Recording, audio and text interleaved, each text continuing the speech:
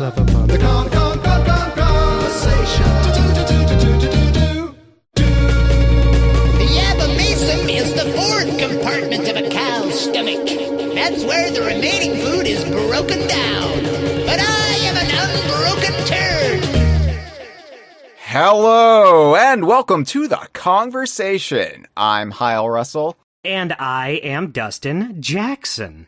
And on this episode, and a couple more episodes over the next few weeks, we'll be celebrating the little trivia fact that Donkey Kong Country 2, Diddy's Conquest, is turning 30 years young. Oh my goodness gracious. Yeah, Diddy's in his dirty 30s now, everyone. And I got him one of those t-shirts from Spencer's Gifts that says Over the Hill. Over the hill, yeah. Yeah, because you only have any worth if you're under 25. That's the truth. Yeah. That's our society. Diddy's already been downhill for the last 5 years. Yeah, we need to, was it Logan's Run? We need to, kill anybody over 30. Uh-oh, yeah, we're all dead now.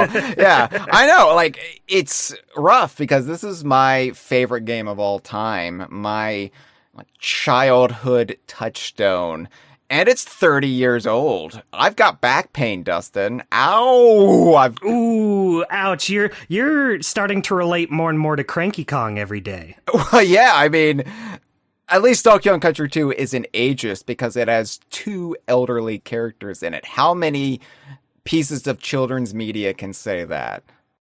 That's true. Even one is usually pushing it. Yeah.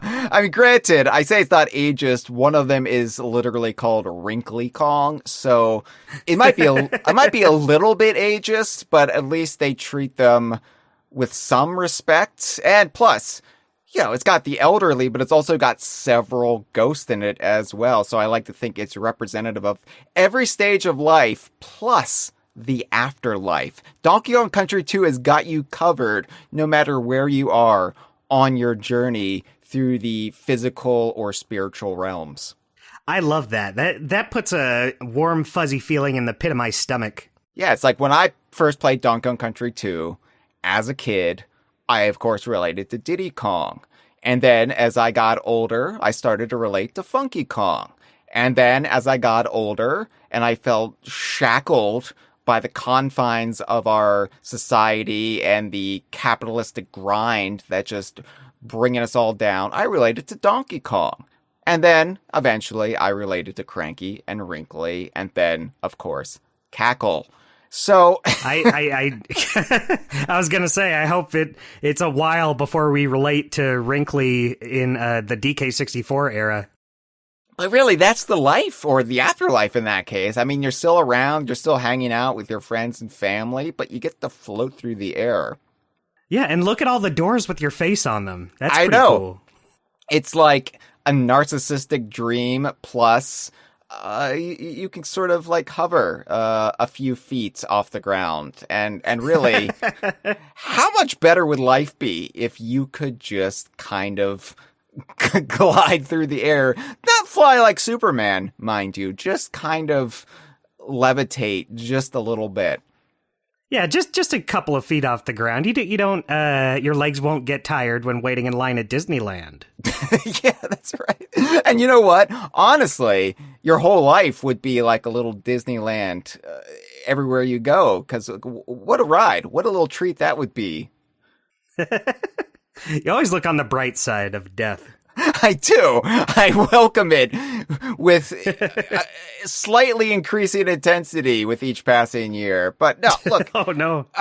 What more can DK Vine's The Kongversation, nearing the end of its 13th year, cranking out this slop, what can we really say about Donkey Kong Country 2 that we haven't already touched upon? It's a well-worn subject. All of these games, all of these damn games, we have kind of poured over again and again and again. But you know what? If you're saying we don't have anything more to say about this, you're wrong. You're so wrong, because in light of Donkey Kong Bananza's release this past July, I would say we have quite a bit more to pour through when it comes to Donkey Kong Country 2. This is the first number by 5 anniversary for DKC2, which of course are the only anniversaries that matter. Of course. Where the relevance of the game has arguably never been stronger, and it's buoyed by this newfound strength of the Donkey Kong series. And, of course, all of these past Donkey Kong games have taken on this new prominence, this new level of respectability, because we have this hot new Donkey Kong game that's getting all this critical lauding, and it's, selling millions of copies out of the gate, and Donkey Kong has a theme park, Donkey Kong has a movie on the horizon. Everything is coming up Donkey Kong, and so these past entries that people might not have given a fair chance, either they were outside the fandom at the time, or it just wasn't in the zeitgeist when they got into video games, they're now going back and they're looking at these games and they're saying, hey, that's pretty good. But more than that, the developers are looking to these past games and they're saying, hey, that's pretty good. I'm a fan of that. Let's bring a little bit of that into the present day. And I would say Donkey Kong Bananza, of course, it really lifts up like a rising tide so many past Donkey Kong games. But Donkey Kong Country 2 is really, I think, the game that benefits the most out of the original trilogy, because the first Donkey Kong Country has gotten homages and references and tributes pretty much continually as long as the Donkey Kong series has been running since. But right. Donkey Kong Country 2 has been more hit or miss. It's been a fan favorite for sure, but it's never been the well of nostalgia that the first Donkey Kong Country has. I think Bananza has really shown the shift where we're getting actual fans of the series developing this series. And of course, Donkey Kong Country 2, not everybody's favorite, but I think by and large, when you look at the original trilogy, it is the fan favorite, just judging from pure percentages. Right, not for everyone out there, but I would say in general, most of the people I know like 2 the best. Yeah. It's one of those things where I like all 5 Donkey Kong Country games, but Donkey Kong Country 2 just hits all of those sweet spots, and not just as far as pure quality goes, but for me, pure childhood nostalgia. So on this episode of the Kongversation, we're gonna just kick back. We're gonna maybe grab a fountain drink in a little paper cup with a straw. Maybe we'll chew a little bit of bubble gum while we're slurping that down. Maybe we will even lick up some honey squirted out by some horrifying wasp-bee hybrid. Just, Oh, you're making me hungry, Hyle. Yeah, we'll just lap a little bit of that up. We are going to celebrate Donkey Kong Country 2, one of the greatest video game sequels ever made, and in my opinion, the greatest video game ever made. Yeah, I said it. Whoa. Yeah. I was not afraid to go there. Now, of course, Donkey Kong Country 2, turning 30 years old. It's not as big of a to-do as it was last year when Donkey Kong Country the first turned 30 years old. And we had more time to really indulge in that nonsense because we didn't have the big new Donkey Kong game coming out a few months prior. But we are still going to do a couple of episodes through the rest of Season 13 on Donkey Kong Country 2. This is just going to be the more general, hey, isn't that a great game? I really like this thing about the game. Yeah, that's great. I really like that. Yeah, agreed. Mm-hmm, mm-hmm. I agree with that, Hyle. I also like that. Yeah. So we're going to just be kind of loosey-goosey with this and just, celebrating Donkey Kong Country 2 in all of the vague generalities that we can muster. But we're going to be doing another manual transmission episode where we're going to talk about the instruction manual for Donkey Kong Country 2. We did the first one for Donkey Kong Country last year, and it was really fun. Cameron is going to be on that episode, where, in my opinion, Donkey Kong Country 2 Diddy's Conquest is maybe the greatest instruction manual ever printed for any video game. So we're going to have a lot of fun with that. Jeff is going to come back for a new Tears of a Kong episode. That's what it's called, where we rank every individual Donkey Kong Country 2 character. It's going to be a tier ranking episode. We did the first one for Donkey Kong Country last year. It was fun. So we're going to do it again for DKC 2. There's more characters in DKC 2, so it's going to be a little tougher.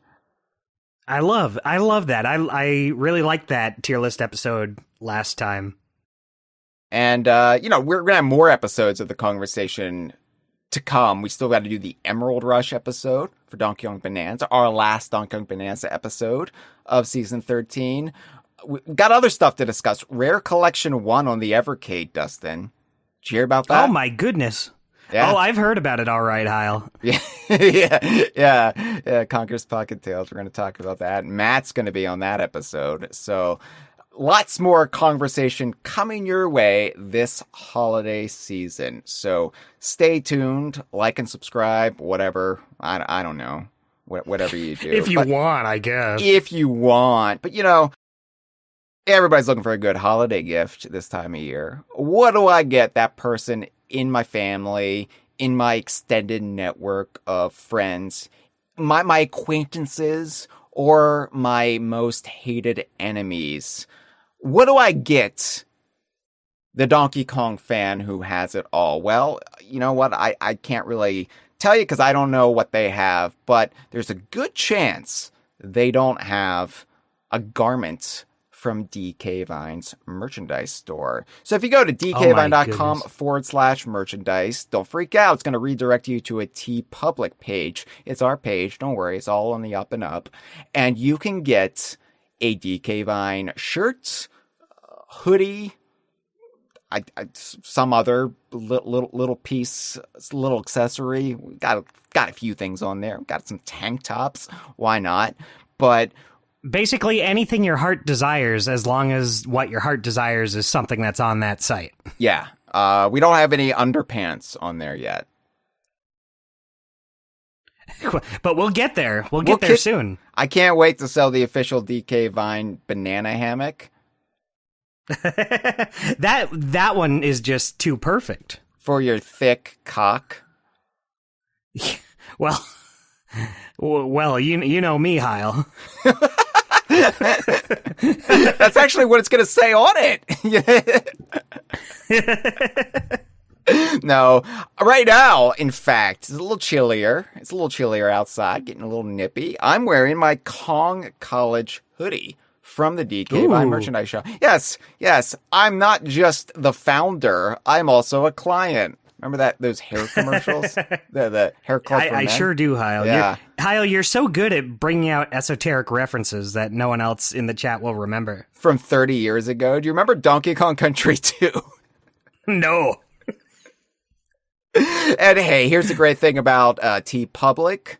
They have errant sales throughout the holidays. So there's a good chance if you clickety-clack, so that's kind of a beetle from this game. If you type it into your web browser on Netscape, you will bring up the merchandise shop and you'll find everything's on sale. And hey, what a bargain. Of course, with tariffs, if you're trying to get them internationally, it's not going to work probably. So sorry about that. I didn't make those tariffs. I'm against them. Just not Hyle's fault as far as I know. Just on the record, I don't like those tariffs very much. You know what, Hyle? I don't think I do either. I think it's in fact, I might go as far as to say I don't like them. Yeah. So that's also going to be one of our banana hammocks. I don't like those tariffs very much. Just imagine that one's good because it makes a statement. Just imagine that, press it against a thick cock. I am. All right, so yeah, that's a good pitch. That's a good pitch for our merchandise store, I think. Yeah, you know what? It's not the worst one, probably. I'm gonna roll around on a bed full of money this holiday season. Let me tell you. Oh, it's so good. Oh, what else? What else? Hey, thanks to our patrons. Thanks to the people paying to hear this early. Hello. Hello. We live streamed these for our $5 and up patrons. Hello to Claire Java. Hello to DK Buzzard. Hello to Traveler of the Stars. Neodynamics. Freezer. Skips. We got Martrose in there. The Noi Poi. What a This place is hopping and bopping today. It's hopping and bopping like a 2D platform game from 1995. Yeah. What can you say? Traveler of the Stars earlier in the chat was asking if I and the Idaho crew have seen the DreamWorks animation movie Over the Hedge, and I wanted to respond by saying, yes, I have. And that's as far as that's going to go. Yeah, that's great. That's great chat right there. Yeah, that's pretty good. I acknowledge that I saw a movie in the past. Can I just address, too, that Freezer is very upset with me right now because... Oh, why? This year was the 20th anniversary of Banjo Pilot, and I didn't do a Banjo Pilot episode. Oh. Here's the thing, Freezer. I would have done a Banjo Pilot episode. I would have done a Cameo Elements of Power episode. I would have done a Rare Replay 10th anniversary episode. I had all of these plans in place, but the problem is this big new 3D Donkey Kong game that we've been talking about for the better part of 6 to 8 years, it was announced and released this year. So oopsie doodles, everything else kind of became less important, including Banjo Pilot. Now we will get to Banjo Pilot. We will get to Cameo Elements of Power. We will do another Rare Replay nostalgic visit. We will do Mario Party 2. Some people are upset with me that we haven't done a spotlight episode for Mario Party 2 yet. And to that, it is a good Mario Party. To that I say, we will. We have time. I will be doing this until I'm cranky and wrinkly's age. I will be doing this perhaps even when I'm a cackle floating in a haunted library. Freezer says, Mid-Anza isn't as important as Goat-O Pilot, but I only caught it out of the corner of my eye and thought she said Goatsy Pilot. You know, Banjo Pilot, I would say, is the closest DKU equivalent to Goatsy because it's not the best. It's not the best experience you'll ever have, but it is a rite of passage. Right, you should still probably experience it at some point. You can't be on the internet, or in this case, the DKU community, and not experience Goatsy and or Banjo Pilot, depending on what we're talking about, at least once in your life. I will say, I think Banjo Pilot is maybe the best aerial-based racer on the Game Boy Advance for the Banjo-Kazooie series. I agree with that. And you know what? I don't hate Banjo Pilot. I think it is the most pathetic Banjo-Kazooie game for sure.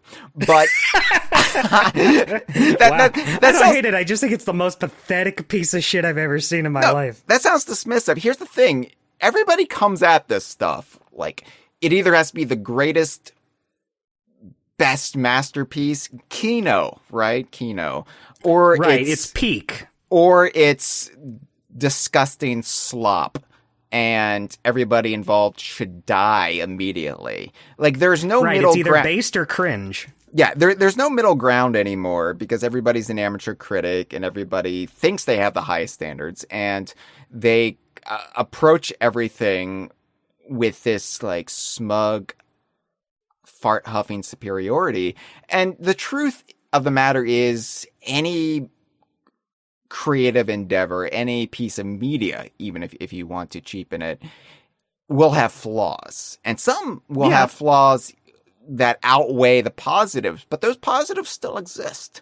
And I say Banjo Pilot has a lot of interesting bits in it. I'm glad Banjo Pilot does exist. I'm glad it was released.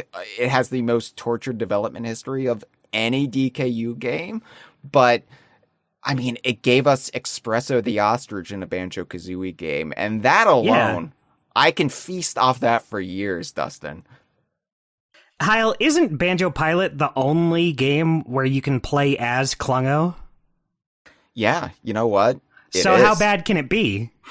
Jolly Roger was playable in that game. That's terrific.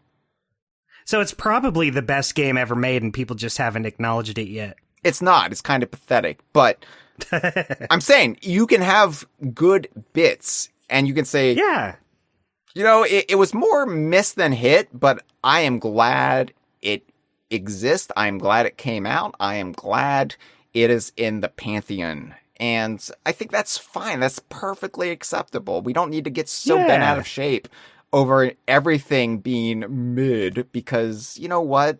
Life is too short. Eventually, you're going to become an elderly school teacher or running some sort of museum / animal zoo, and then you'll be dead and throwing treasure chests full of beetles and monkeys. What a life. That does sound like the good stuff in life. Traveler just being a haunted Coke. Hyle is less critical of Banjo Pilot than Returns, I'm finding out. That's not true. I love Donkey Kong Country Returns, and in many cases, I love Donkey Kong Country Returns more than the original Donkey Kong Country. Notwithstanding nostalgia and just the overall importance of it. It's just that, come on, Retro. Come on, like, put a little bit more in there. But the thing is, though, Donkey Kong Country Returns is a great game. It just Banjo Pilot has more fan service. That's true. Yeah. Saberman is in it.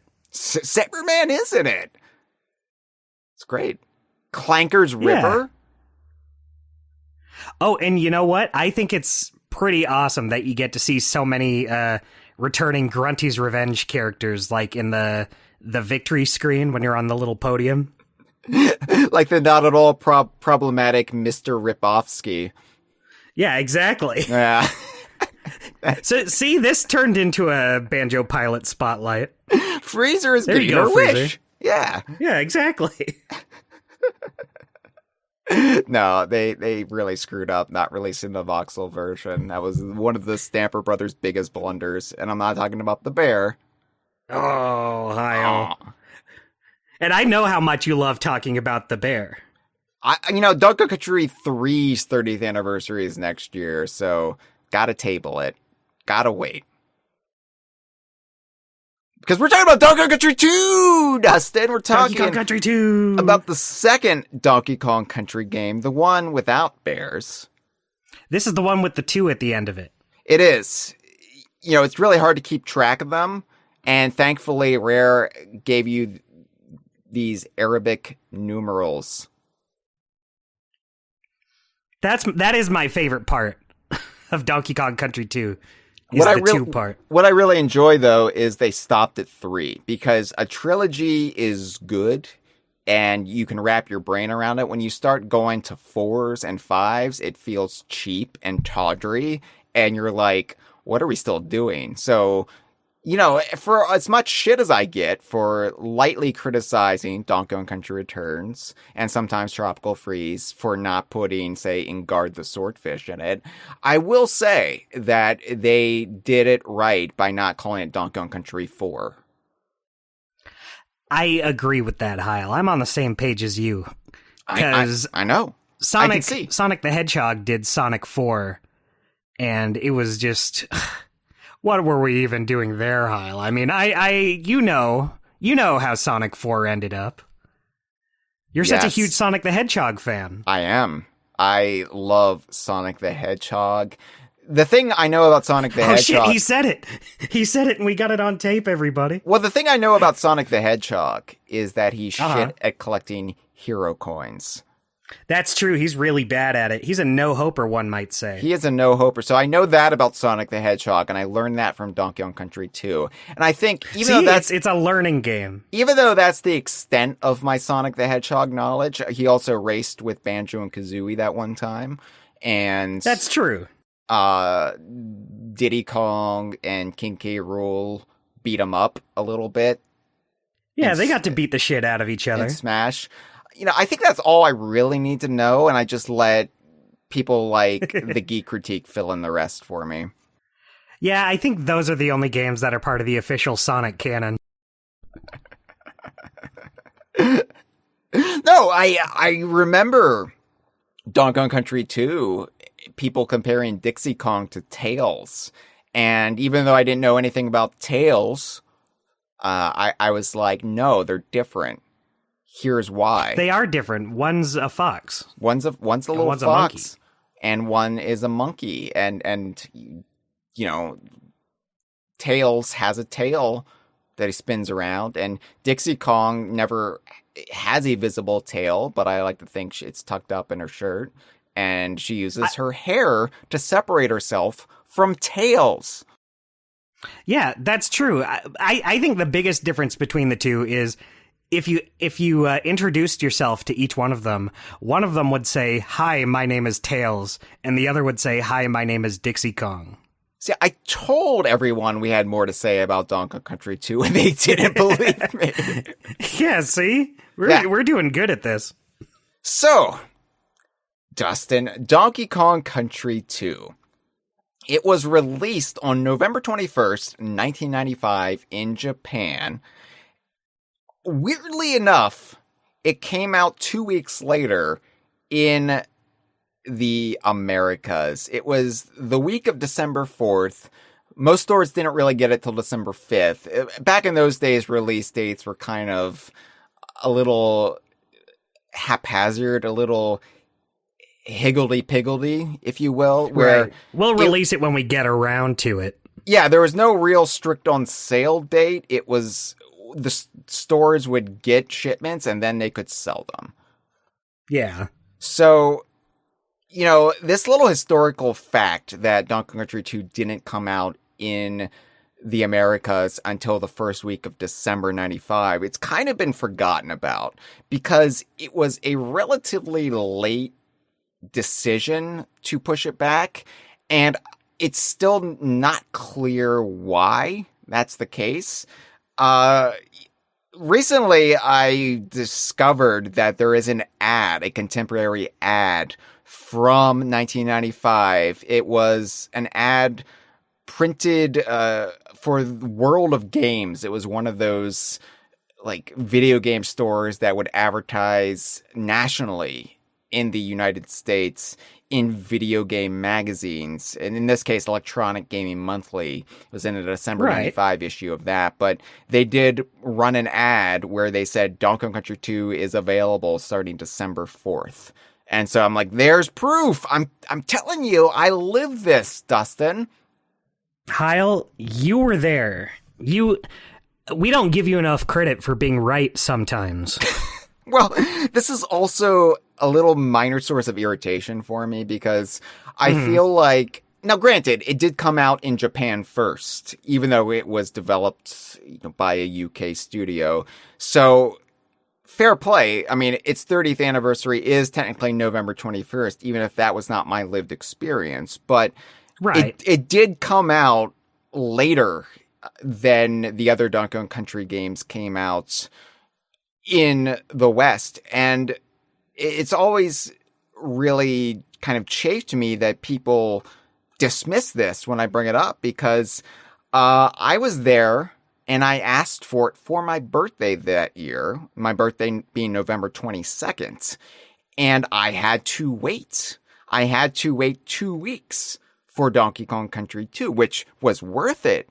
But that was the first instance of me actually not getting my birthday present on my birthday. And my mom was like, "Are you sure you don't want something else?" And I was like, "Absolutely not. I want Donkey Kong Country 2. I'm not waiting until Christmas for Donkey Kong Country 2. I'm getting it as soon as it's available." So, this whole experience of having to wait a whole 14 days for Donkey Kong Country 2 is seared into my brain, Dustin. And when you're a kid at that age, 2 weeks might as well be 10 years. I know. I think the closest equivalent to that is living in 2025, where this whole year has felt like 10 years. This is the first year that has felt like years did when I was a kid. So in some ways, that's kind of good, but not for any good reasons. It's mostly been, one catastrophe after another, but it has really made time slow down again, which I didn't think I would ever get to experience again until I was, in the grave, until I was ghost summoning little ghost birds to attack monkeys in the broken piece of a ship in a haunted forest. That's true. I look forward to that day. But yeah, I mean, this is just kind of a little historical anomaly, and even Nintendo doesn't really keep this as a record, and I think it's because it was a really late delay. And it's interesting because Virtual Boy Wario Land did come out on like November 20th that year, or November 21st. It came out like when Donkey Kong Country 2 was originally slotted to be released. And I'm just wondering if like they delayed it because they're like, oh, Virtual Boy Wario Land, we have to give that breathing room. Probably not. I was going to say, probably not, but it kind of makes sense. Like I was about to ask, was there any official reason it was delayed a couple weeks? Because that's kind of the only one I can think of. Well, so nothing has ever like officially been said about it. And again, this is kind of a late delay, and there really isn't anything on record for it that survives to this day, except little historical pieces like this ad. But I've got a couple theories. It might have just been cartridge production. Like I know Donkey Kong Country, they had to like quickly make more cartridges, and they like made them like elsewhere than they normally do. Like I think Mexico made a lot of the DKC cartridges that were used for Donkey Kong Country. So I don't know if it was like we have to like make more cartridges and we don't have enough, or one of my theories, and I don't think this is actually true, but it feels like it could be true, and isn't that good enough, is that there's a little oddity in DKC2 where the Super Nintendo controllers are actually presented in game several times. So Diddy and Dixie hold them on the player select screen. You've got it in the background of K. Rool Duel, just a big Super Nintendo controller. And I'm wondering if they forgot or they didn't realize until relatively late in the process that, hey, we didn't switch it out to the North American colors. It's got the Super Famicom / European Super Nintendo controllers, the color scheme of them, and we need to switch it to the ugly purple and like off purple, whatever, whitish purple button colors. So you think it was delayed just to do that? I don't. That feels right, though. Like, oh, oops, we forgot. That could be a theory. Like, Rare didn't realize that this is what the Super Nintendo looks like in the Americas, and Nintendo was like, what? And Nintendo of America was like, what is this? We gotta fix this. And they were like, well, we gotta have 2 weeks. And probably not, but that's plausible, right? Yeah, I don't think that's the worst explanation. I mean, when you don't have any explanation, something like that seems like, oh yeah, maybe. Yeah. Anyway, man, we really did have a ugly Super Nintendo, didn't we, Dustin? I didn't have a Super Nintendo as a kid, but to be honest, I don't super hate it. I like purple. But maybe it just might be because I was so used to it. Like, I had a cousin who had a Super Nintendo. You know, I had seen it around. So to me, that was just how the Super Nintendo was. Yeah. And so maybe just over the years, I've just become so accustomed to that US version. I don't hate it because, again, it's what I grew up with. But I've said this before on the Kongversation, but it really reminds me of the candy Good and Plenty's. You know those candies? Oh, I know Good and Plenty's, Hyle. They're like Mike and Ike's, but bad. That's such the perfect way to put it. They are like Mike and Ike's if they were bad. You're like, ooh, this is some delicious nom noms for me. I'm gonna gobble these up, and you're like, what is this flavor? This is not. Aren't they like black licorice? Yeah, but it's like if I want licorice, I'm gonna eat licorice. Like, I'll just get licorice. Don't smuggle your black licorice flavors into this little capsule pill that's like, oh, here you go. Here's your prescription to clear up your, I don't know, chlamydia, and like you take it and you're like, no, that's not good. I would rather have the chlamydia. You know what? I think that's a fair thing to say. I would rather have chlamydia than Good and Plenty's. And if something's purple in the Americas, that's usually coded for grape. And I know in the UK, it's kind of like black currants flavor. But it should be of delicious fruit. It should not be of this like medicinal syrup. Yeah, I don't think I could trust candy again after that. I've been tricked. Anyway, long story short, I don't like sucking on the American Super Nintendo controllers. I do, but it's a nostalgic thing. I'll take the soapy textures of the Switch like games over the horrible licorice texture of the Super Nintendo any day. That's fair, Hyle. I think that's a fair take. But wow, that wait for Donkey Kong Country 2, when I actually got it in my hand, and I'll never forget. It's funny the way my brain works, because I remember all of these weird little details of specific moments in my life. And one of the memories I have, and this is really not important to share, but I'm going to share it anyway, to just prove to you, I was there, Dustin. I was there on December 5th when I got my hands on Donkey Kong Country 2. So my mom actually picked it up for me. In those days, I would leave school and actually go home with my friend Elliot and hang out at his house for like 2 hours until my mom got off work. And then she would pick me up from there and we'd go home. And so my mom had Donkey Kong Country 2 in hand for me when she picked me up.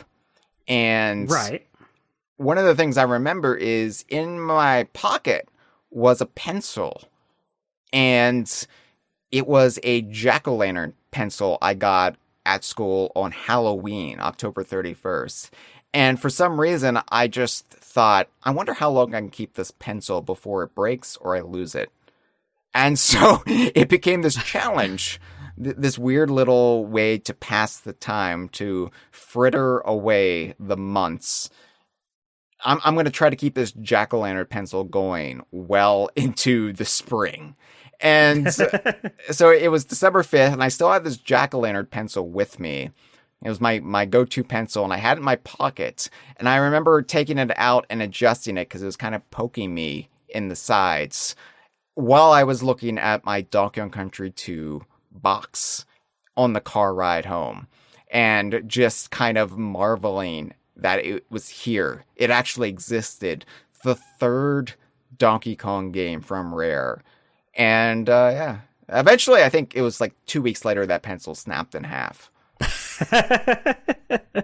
Wow. That didn't last too long, huh? But I didn't need the jack-o'-lantern pencil to keep me happy because I had Donkey Kong Country 2. And Donkey Kong Country 2 became my whole world from that point on, like well into January, well into February, probably, just keep replaying it. Like, it didn't take me as long to beat DKC2 as, say, Donkey Kong Bananza did, but yeah, I played Donkey Kong Country 2 so much that winter. It was just this, like, cultural touchstone for little kid me, and it was like the game I put the most amount of time in up until that point. It was something I couldn't get enough of. And the fact that, like, I beat it eventually and got 102%, didn't matter. I would just turn it on and I would say beat Captain K. Rool in the Lost World, and I would trigger the ending cutscene of Crocodile Isle exploding and then Donkey, Diddy, and Dixie just looking out on the ocean. And I would just have that on my TV as like a screensaver, as like this ASMR background noise while I had to like do my chores or whatever. And like, that's just something I just kept going back to. Is like, I want to just experience a little bit more of this game. I just want to prolong it. I just want to exist in the world a little bit longer. That's beautiful, Hyle. That's a good story. Dustin, what's your Donkey Kong Country 2 story? What's your experience getting this game? My Donkey Kong Country 2 experience is not as straightforward as it is for you because I grew up as a Sega Genesis kid. So I was playing with Sonic Tails. games. Yeah, with Tails, the classic character Tails we were discussing earlier. So I did not get to own the Donkey Kong Country games until way far off in the future. But I had friends. So I had a cousin who had Donkey Kong Country 1. And so that's how I found out about the series. And I thought that was very cool. And then I had some friends in elementary school who had Donkey Kong Country 2. And I thought that was even cooler because by that point, I knew I already loved Diddy Kong. I thought he was cool. And I said, oh, this one's about Diddy Kong. I want that. And even though I didn't have a Super Nintendo, I have very strong memories of, as a kid, opening up Toys R Us catalogs that were advertising Donkey Kong Country 2 and trying to draw the box art based off the picture of it. Oh, that's incredible. Yeah, that was great. And, you know, eventually time passed. I never did get a Super Nintendo until I was like in my teens. But when I was younger, I think the first time I actually got to play through the Donkey Kong Country games, and, you know, this is something old Dustin does not condone here, but I played them through ROMs in an emulator growing up because I just didn't own them and there was no way for me to own them. Right. But I still wanted to play them, and I had a blast going through them. I just fell so in love with them. And then when the GBA versions came out, I got those. And I knew they weren't as good as the Super Nintendo ones. They were different. The graphics were different. But when that's your option, that's still a very good way to play those games. And then when they put them on the Wii Virtual Console, that's when I just played them just over and over again. Oh, what a delightful time. Yeah. Like you, the idea of Diddy being the star of the game, that is such a brilliant notion that Rare stumbled upon. And yeah. I don't think it gets enough credit to this day how risky it was. Because the team wanted to do something like radically different. So it wasn't just the first game, but with new levels. You know, like, the thing about it is it's kind of wild in hindsight that it was following the original Donkey Kong Country by only 1 year. It was the same engine, the same team behind it, and it could have just been a paint-by-numbers sequel. Here's Donkey Kong Country, but more. We don't need to reinvent the wheel here, or in that case, the millstone that the little beaver runs around in. We don't need to do it because look how much Donkey Kong Country sold. The public is hungry for more. Let's just give them more and cash in. Let's kind of do this low effort and, you know, we'll be rich. And, I mean, to the team's credit, they were like, no, it's got to be something substantially different while still being what people loved about the first game. And they toyed with a few ideas. One of them was making Cranky Kong the sidekick character to Donkey Kong. And it would be Donkey and Cranky.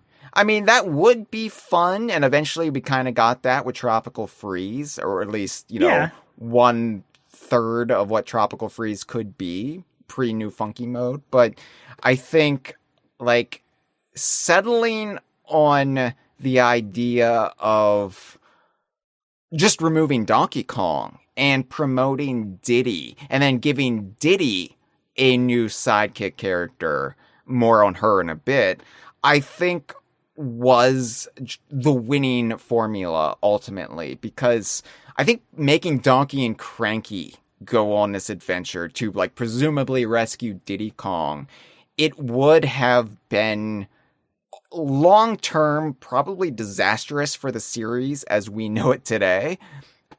Mm-hmm. Because, like, let's say they removed Diddy from the equation. And Diddy was the hapless, tied-up character at the end of the game, right? And right. Who knows if they would have gone in that direction, but I think to explain Diddy's absence, yeah, that's what they would have done. And if Donkey and Cranky had to rescue him, it would have completely rendered Diddy inert as a viable character going forward. I don't think Diddy would have had the staying power if you cut him off at the legs in the second Donkey Kong Country game.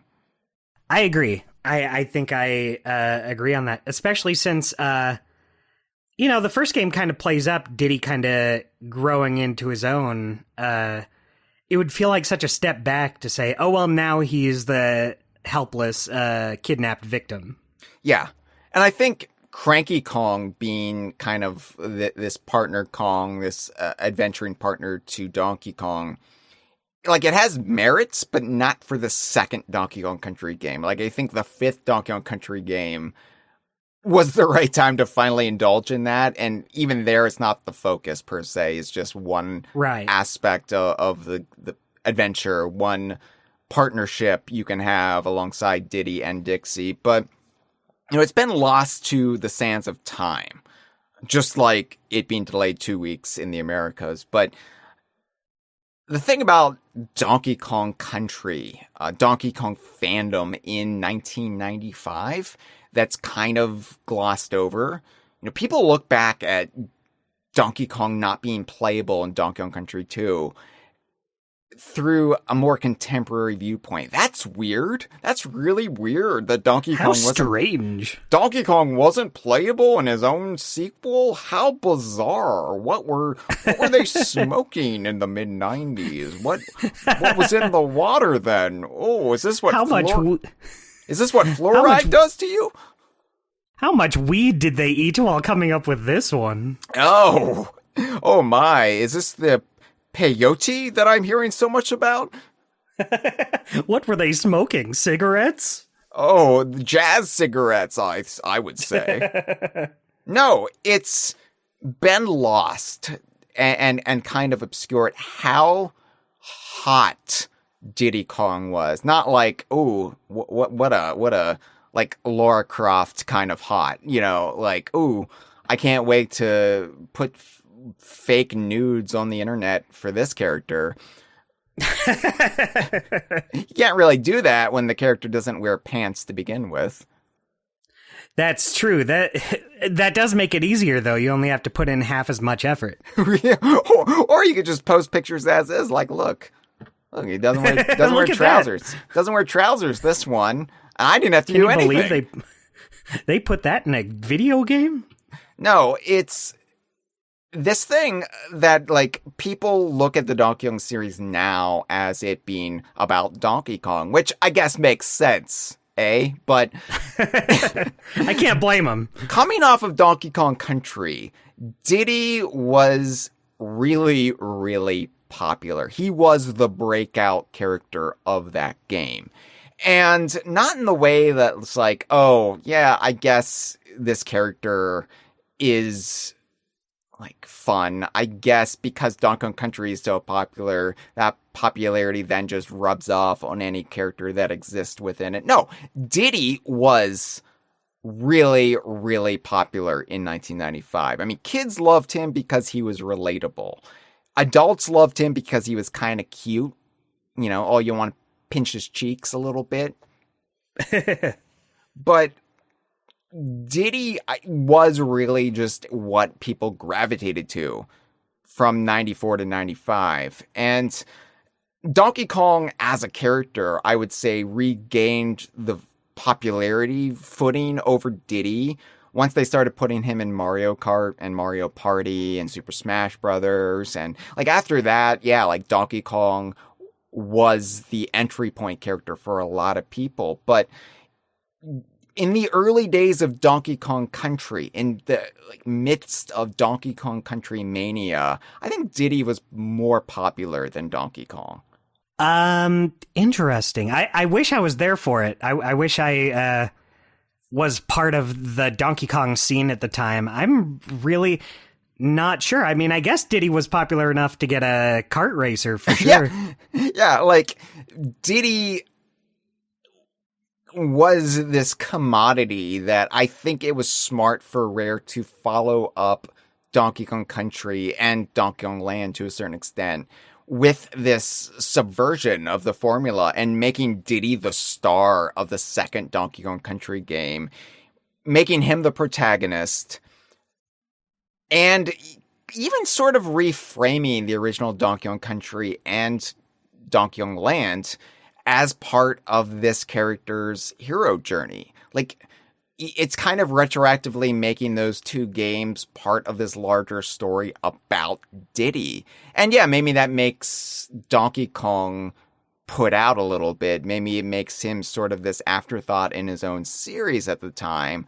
But making Donkey Kong Country the culmination of Diddy's hero quest, his conquest to become a video game hero that he dreamed to be, I would say that legitimized Diddy as a character.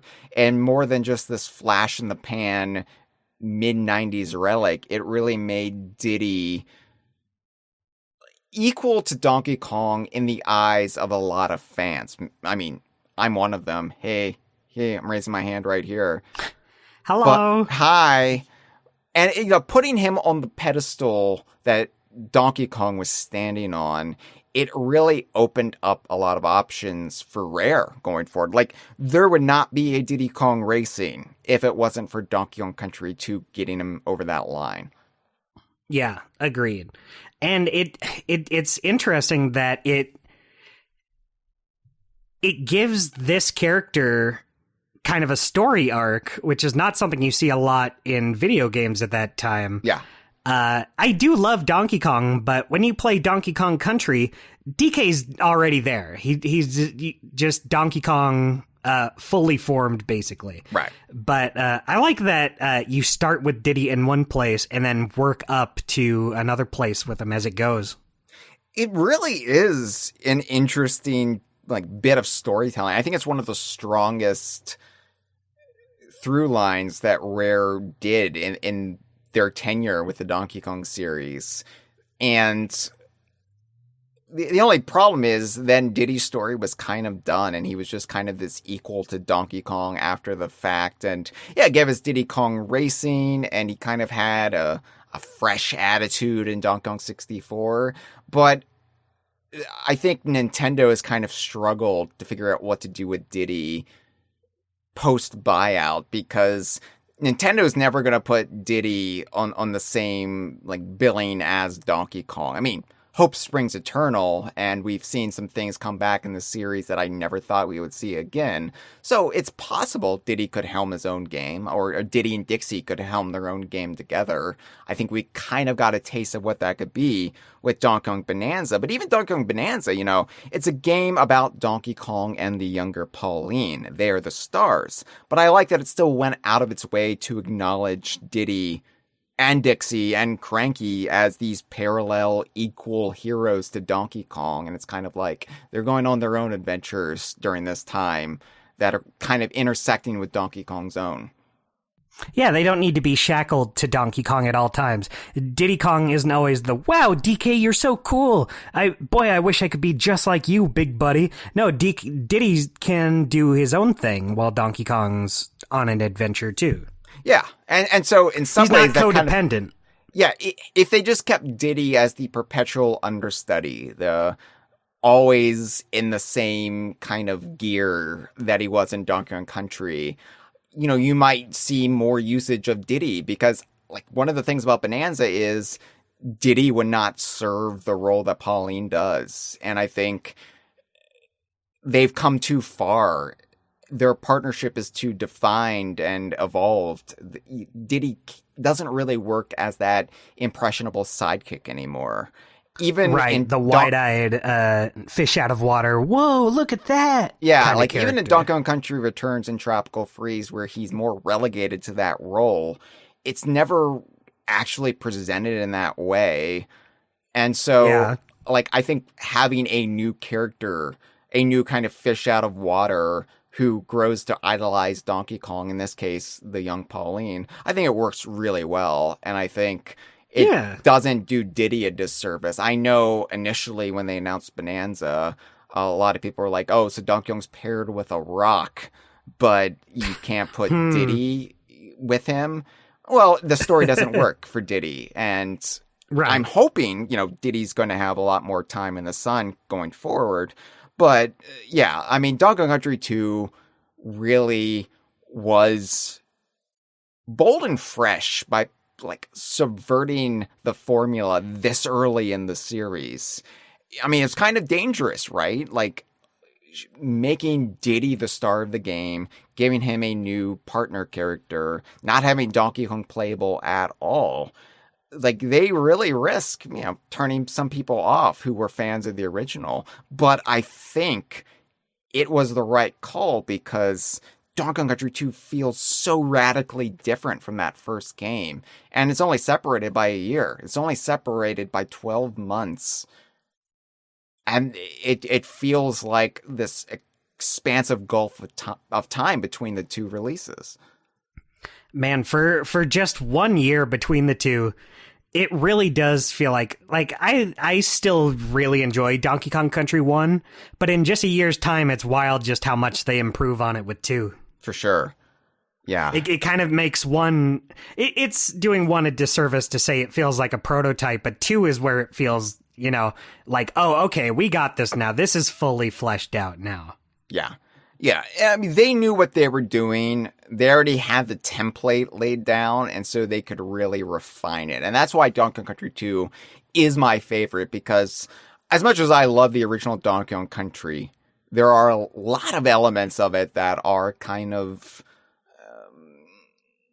not so elegant. There are some things that are half-baked. I'm not talking about funky. There are some things that are kind of put in there as afterthoughts, or let's try that out. And it's not really that elegant an experience at times. It's still a great game. It's still a great experience, but Donkey Kong Country 2 came in with this utmost confidence and like, we know what we're doing. Let's remove this. Let's switch this out. Let's do this way this time. And it really makes all the difference. This is a team that was coming in with newfound swagger, and God, they absolutely smashed it.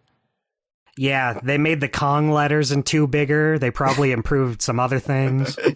They spin now, Dustin. They spin. Yeah. That should have been like the main bullet point on the back of the box. The spinning letters. And the explosions from the TNT barrels, they're a little bit more polished. Yeah, it doesn't get better than this. Yeah. That's what it should have said on the box. Honestly, they should have put a little seal on it next to the Nintendo seal of quality, and they said spinning letters and slightly smoother explosions. It doesn't get better than this. Game of the year 1995. So let's talk about Dixie Kong, because as much as this is Diddy's game, and it is Diddy's game, this is the debut of Dixie Kong, who has become the third most important character in the series, and is really, I think, kind of equal with Diddy these days as far as not just them being a duo or a tandem, but just you really can't think of one without the other. And that's both Donkey Kong Country 2 and its lingering resonance in the fandom, but it's also Donkey Kong Country 3 and it kind of elevating Dixie to the same stature as Diddy. But God, this team at Rare, the Greg Mails, Steve Mails, Chris Sutherland on down, like the people who made Donkey Kong Country 2 and would eventually evolve into the Banjo-Kazooie team from here, they really had the winning touch when it came to creating new characters during this era. Because, they followed up Diddy, who again, was the breakout character of the first game. They followed that up with the creation of Dixie Kong.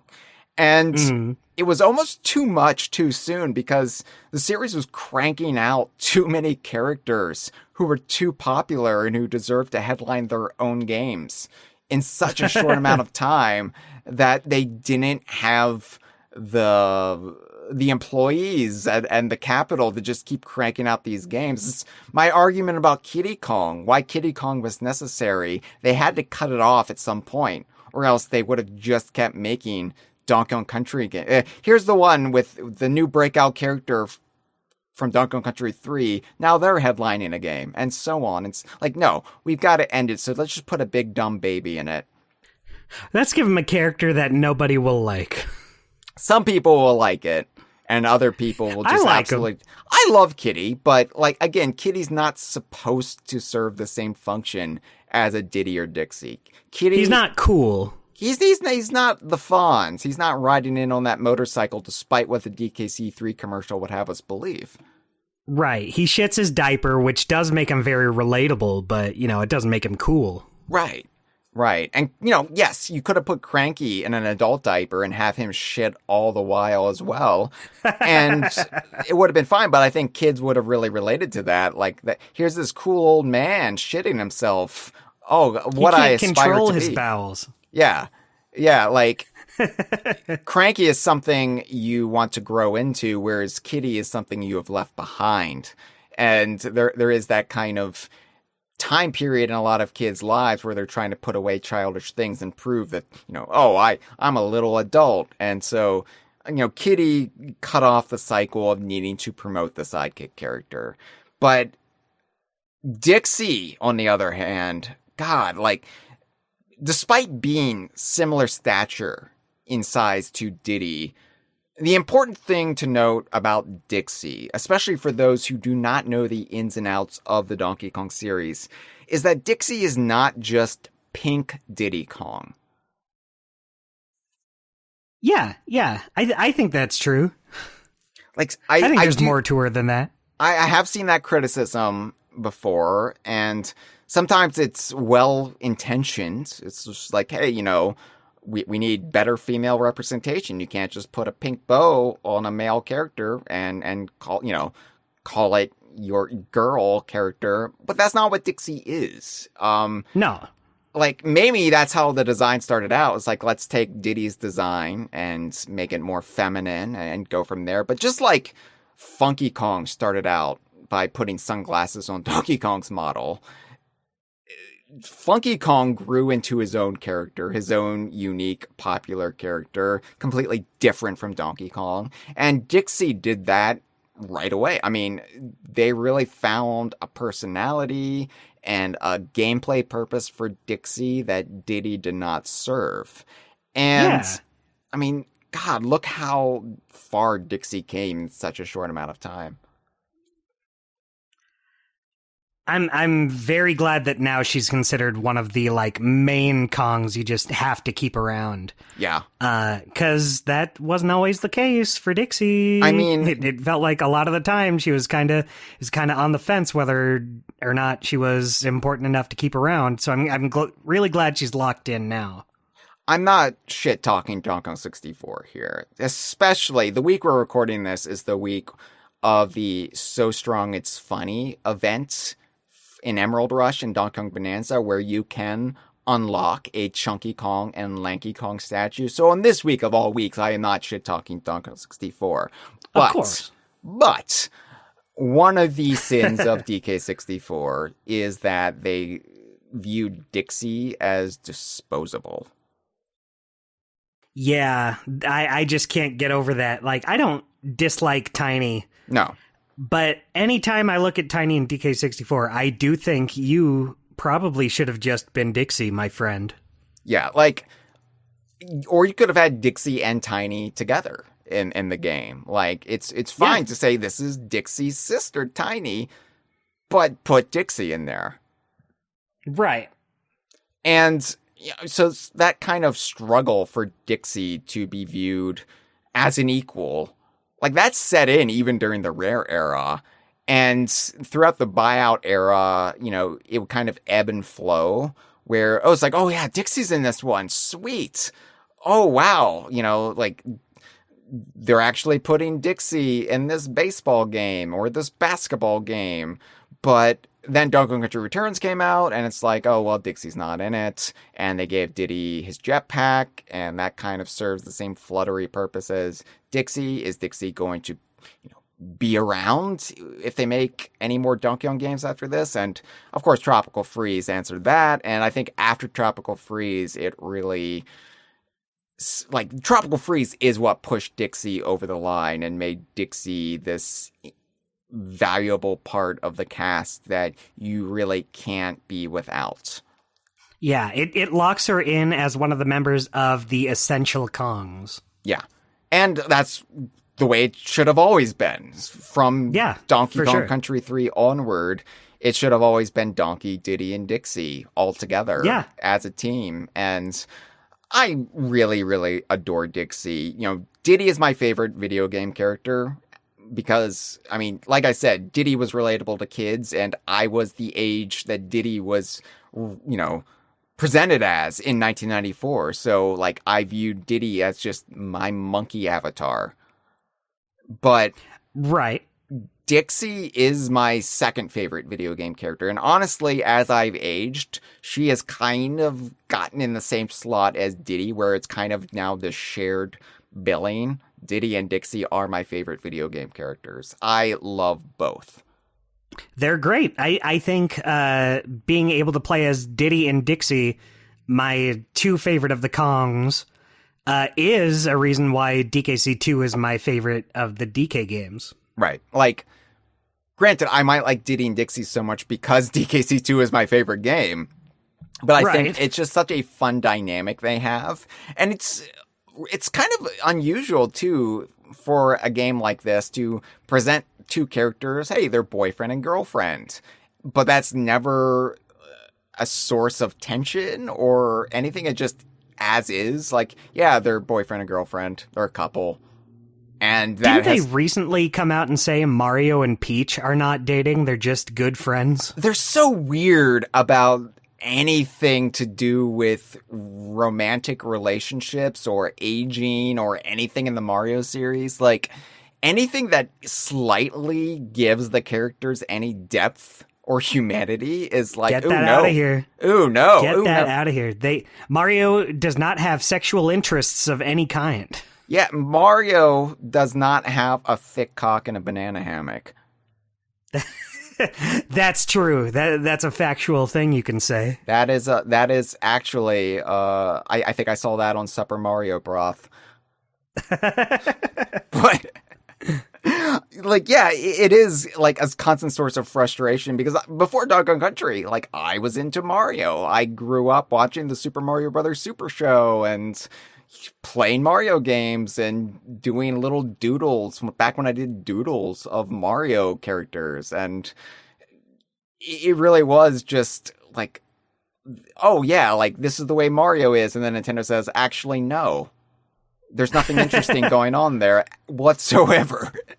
And don't worry about it. It's just what you see is what you get. And yeah, but with the Donkey Kong series, and maybe this is like the template Rare laid down for it, but they've still kept it going even through Bananza. It's like, yeah, the characters age. They have these shifting, evolving relationships. And with Diddy and Dixie, it's not really evolving because they're just this stable couple and there's no drama about it. It's never mined for any sources of tension, Donkey Kong Land 3 notwithstanding. And it's just, yeah, they're a great tandem. Yeah, Diddy and Dixie got together. One of them said, "Hey, you want to race rhinos together?" And the other said, "Yeah, I think I do." Do you want to somehow implausibly take a whole horde of rhinos across the ocean? Yeah, let's do it. That sounds. Let's see that. That sounds miserable, trying to shepherd all of these pachyderms across the sea. But hey, I bet they had a great time doing it together. I imagine lots of little floaties on the rhino legs. Oh, that's great. I love that. Or like those novelty inner tubes with like a flamingo sticking out of it. Oh, that could be a new animal, buddy. Well, we did have the like dodos wearing the inner tubes in Tropical Freeze. Oh yeah, I forgot about that. Yeah. But anyway, love Dixie Kong, and I mean, she's so much fun to play. Just the mechanical satisfaction of wafting through the levels with her helicopter spin. It's just so freeing. And I know some people are like, well, that's the cheap mode. Dixie's the cheap character. Oh, it's like when Tropical Freeze came out and people were like, well, true hardcore fans, we play as Cranky Kong. You're really kind of playing little kitty mode if you gravitate towards Dixie. Ew. But it feels so, like I said, what I wouldn't give to just slightly levitate off the ground. Seriously, I think we would be in a better spot as a society if we could all do that. You get tired of the rigors of day-to-day life. You just take a little vacation 5 feet off the ground. Think of how much energy you'll have for other things. Right. Like doing podcasts about video games that are 30 years old. Never mind. I'll take the legs in that case. So yeah, of course, like I'll have more to say about Dixie Kong for DKC 3's 30th, but DKC 2 introducing Dixie, it is Diddy's game, but I mean, Dixie was such an immediate sensation, and while she didn't reach the same heights as Diddy Kong did a year prior, as far as like mainstream popularity goes, among the hardcore fans of this series who stayed with this series, yeah, I mean, Dixie's right up there. Totally agreed. I love both these guys. To this day, I love Diddy and Dixie. I don't. It's hard for me to say if they're like my absolute favorite characters in gaming, but I'd have to think about it. But I would say they're at least my favorite Nintendo characters. That's fair. I'll allow that. Thank you, Hyle. I was nervous. I was sweating. I was thinking, should I even say anything? Right, like I'm not expecting everybody to be in agreement with me and being like, yeah, Diddy and Dixie, I like them better than Jesus. I think I like them better than Jesus, too. I think we can agree there. I mean, I'm like, yeah, okay, that's a little bit weird coming from you. You're the Pope, but, it's... I mean, I'll allow it, sure, but it's just I guess I can see the logic. It's a little bit off-putting because, I mean, why are you the Pope then? Why aren't you doing a Donkey Kong podcast? Right, it makes them less approachable when they don't love Diddy and Dixie more than highly valued religious figures. So another way Donkey Kong Country 2 really differentiated itself from the first game is Crocodile Isle as a setting. And what a masterstroke this was to just uproot everything, to not set it on Donkey Kong Island again, and put it on this hostile enemy territory just over yonder. Slightly it puts you south. On their turf. Yeah, now we know Crocodile Isle is slightly south of Donkey Kong Island because we know the cardinal directions thanks to Donkey Kong Bananza. Yeah, thank you, Donkey Kong Bananza, filling in the gaps for us. Thank you, Donkey Kong Bananza, because I never knew if Crocodile Isle was north, east, west, or south of Donkey Kong Island, and now I know it's south. So thank you. Thank you. So, yeah, Crocodile Isle, it just... the whole setting was so different from the first Donkey Kong Country, and yet it never felt like it was tonally off or wrong, because No. Donkey Kong Country, like at this point, it was still kind of nebulous what a Donkey Kong Country game could be. It was a nascent as a concept, because this was only the second game with that title, or Super Donkey Kong if you're in Japan. It was the third Donkey Kong game from Rare of this modern lineage. But like at the same time, you couldn't go too off script. You couldn't go too far in the weird and the surreal yet. And Donkey Kong Country still had to remain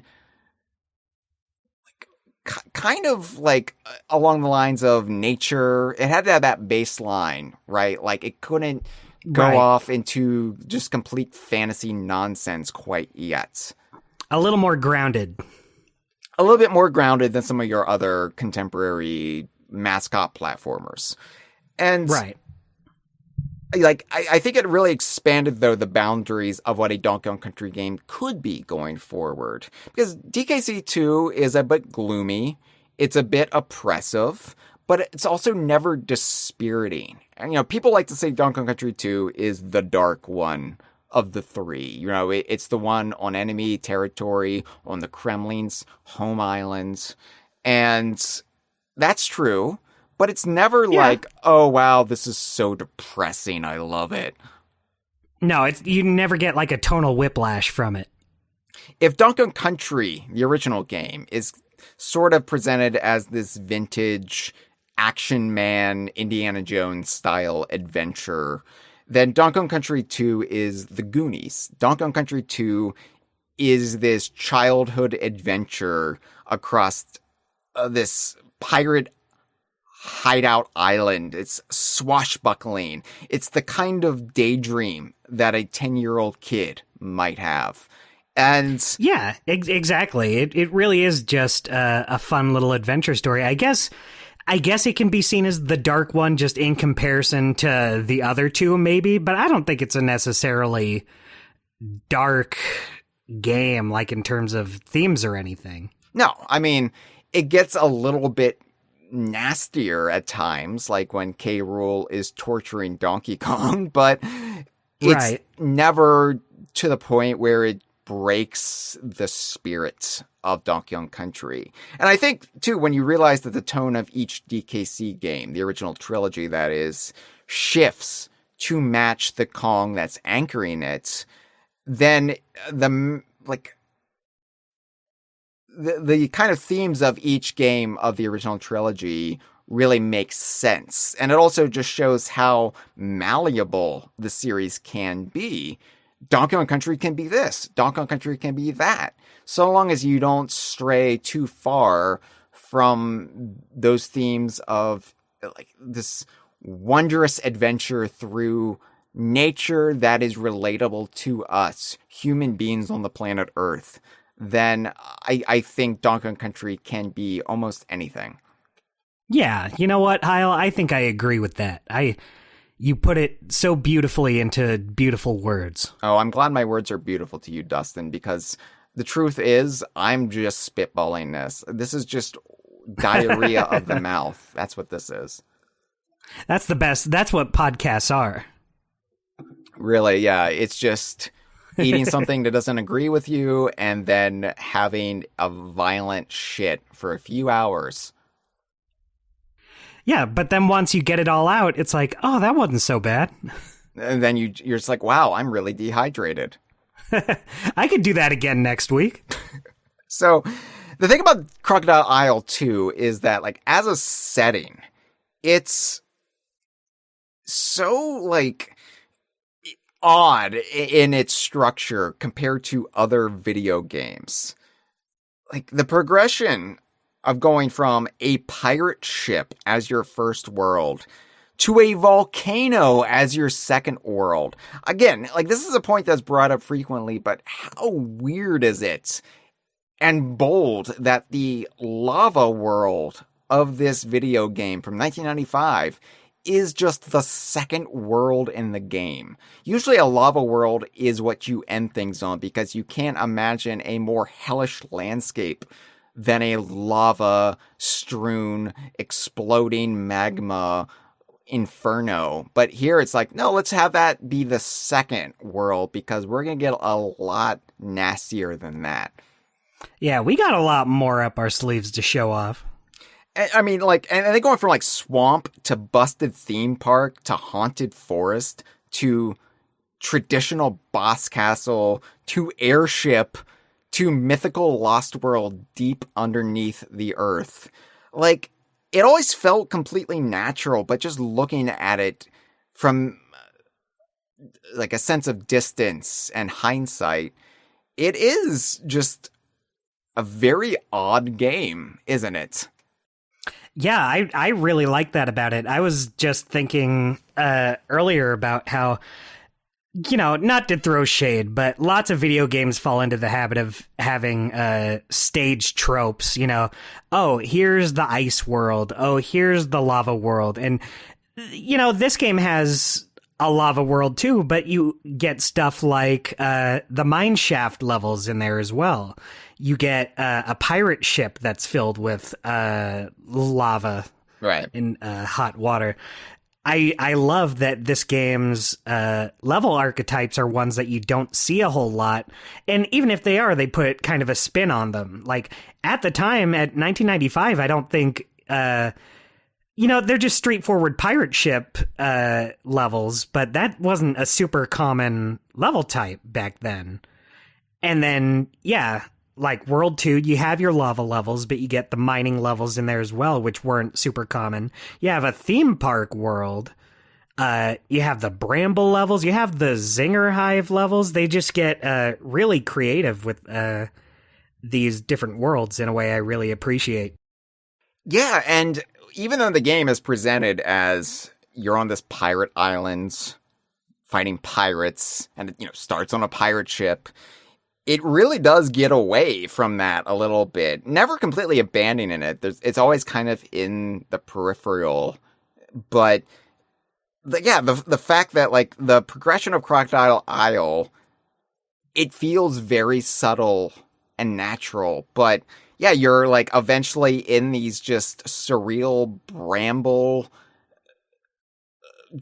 almost dreamscapes. And, like, we take it for granted now, but that felt very original at the time. Yeah. Like, I had never seen anything like that in a video game. And, like, Zinger Hives, that was also just, oh, wow, like, this is new. I've never really felt this in a video game before. And yeah, it's not just going off the video game level checklist. The fact that they were able to get so creative with it while not treading on what Donkey Kong Country was. Like, I don't know if any game after this in the series really, like, successfully introduced so many new things. Like, I love DKC 3, but DKC 3 also, like, revisited factories, and, you know, it still eventually had jungles in there, and, like, you had your snow levels. So, like, DKC 2, I think, had more new than not, and yeah, it really felt like the team was just going for broke. Like, it makes sense why they passed it off after this game, gave it to a new team, because I don't know if they would have anything more to say about it after putting it all in this one. Yeah, like, I wouldn't know where to go. Coming up with new shit is hard. I guess that's why DKC3 did just say, like, let's just do it snow level, but different. And they do it great. I love DKC and its levels. But yeah, 2 just comes in as like, let's do weird stuff. Let's do weird stuff while still rooting it in this, like, Kremlin island. Like, what would be sort of like the dark, twisted, like, natural things you would find on the Kremlin's home island?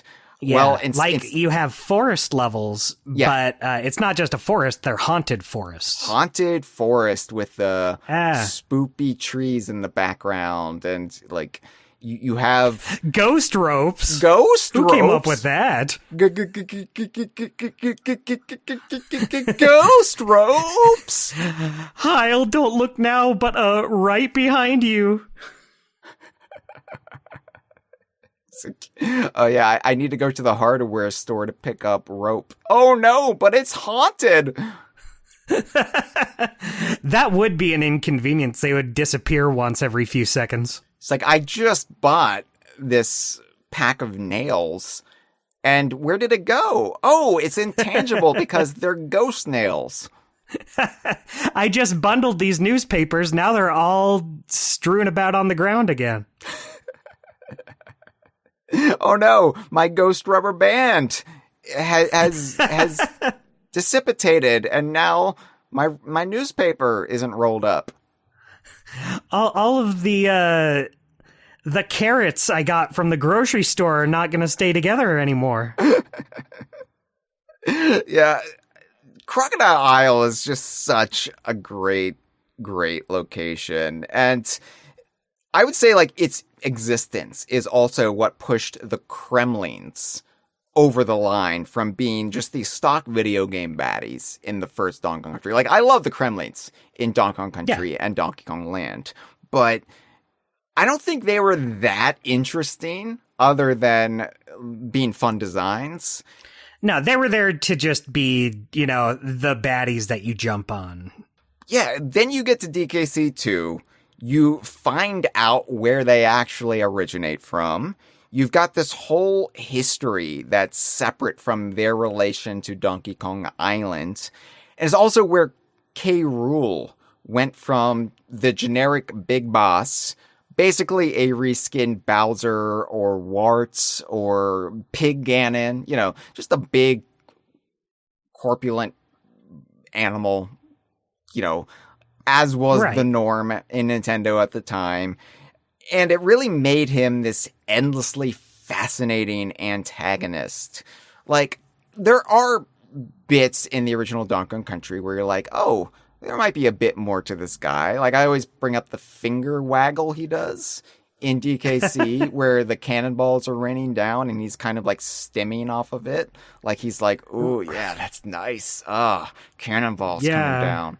Oh, yeah, I'm getting satisfaction from this. Right then and there is when I said that. Now that's a villain. But Donkey Kong Country 2 is where those foibles and even his mental health really became a source of discussion with the fans and really made him something more than just your stock big baddie. It's like Rare realized, and again, this is something I've also said before, I'll say it again. It's like Rare realized that one thing they could do with K. Rool was actually taking the representation of Bowser from the cartoon, the Super Mario Bros. Super Show, King Koopa, as he was called there. And what if we took that version of the character where he adopted new personas for each story, fitting the theme of the episode? Like, oh, Mario and Luigi and Princess Toadstool and Toad, they go to Chinatown. And so Bowser's gonna take something out of Chinese mythology, or, they go to this, like, Egyptian pastiche, and he's going to be this Sphinx Bowser for some reason. What if they did that, but with K. Rool? And it was, like, wide open. It wasn't being used in the video games. And it made K. Rool so damn interesting. Not just having to be King K. Rool again, but by him adopting this persona of Pirate Captain, Captain K. Rool. Holy shit. What a breakthrough for the character. Yeah, this guy can just do anything. I did a social media post several years ago where I actually pointed out, like, wow, every persona K. Rule adopts in the games, King Koopa also had in the Super Mario Brothers Super Show. And yeah, sure enough, there was a pirate episode where King Koopa dressed as a pirate captain. There was an episode where he dressed as a mad scientist. There was an episode, as I said, where he dressed in ancient Egyptian garb. Was there one where he became a boxer? I don't remember, but probably. I would have to assume so. They made so many. And there was even an episode, it might have been in the Adventures of Super Mario Brothers 3, great name for a show, by the way, where he had a red cape on, where he looked like K. Rool with horns. But yeah, that's fun. It does make K. Rool stand out. And it's really what kind of built this steadfast devotion among the fandom for K. Rool. And I don't need to relitigate that. I don't need to go through the trials and tribulations of K. Rool and how the fandom resuscitated him thanks to the Smash ballot. But you go watch Pierre Kong's video on that recently came out. That's a good one. I love that one. Yeah. But yes, even the Kremlings taking on these pirate personas and taking some of the Kremlings from the first game and readapting them, like going from critters to clumps, or clumps to cannons, or crushas to crunchas. It really just showed you can do so much with the Kremlings as a concept, and you don't need to just bring them in as is they were in 1994. Yeah, you can dress them up. You can put them in little costumes. Honestly, I think I like Clamp-On a little more than I even like Claptrap. I know that might be a sacrilege to say. Here's the thing. If you put Clamp-On in a big mechanical chomping thing, I would definitely see the Clamp-On because they're so much bigger. That's true. That's true. You would notice a lot easier.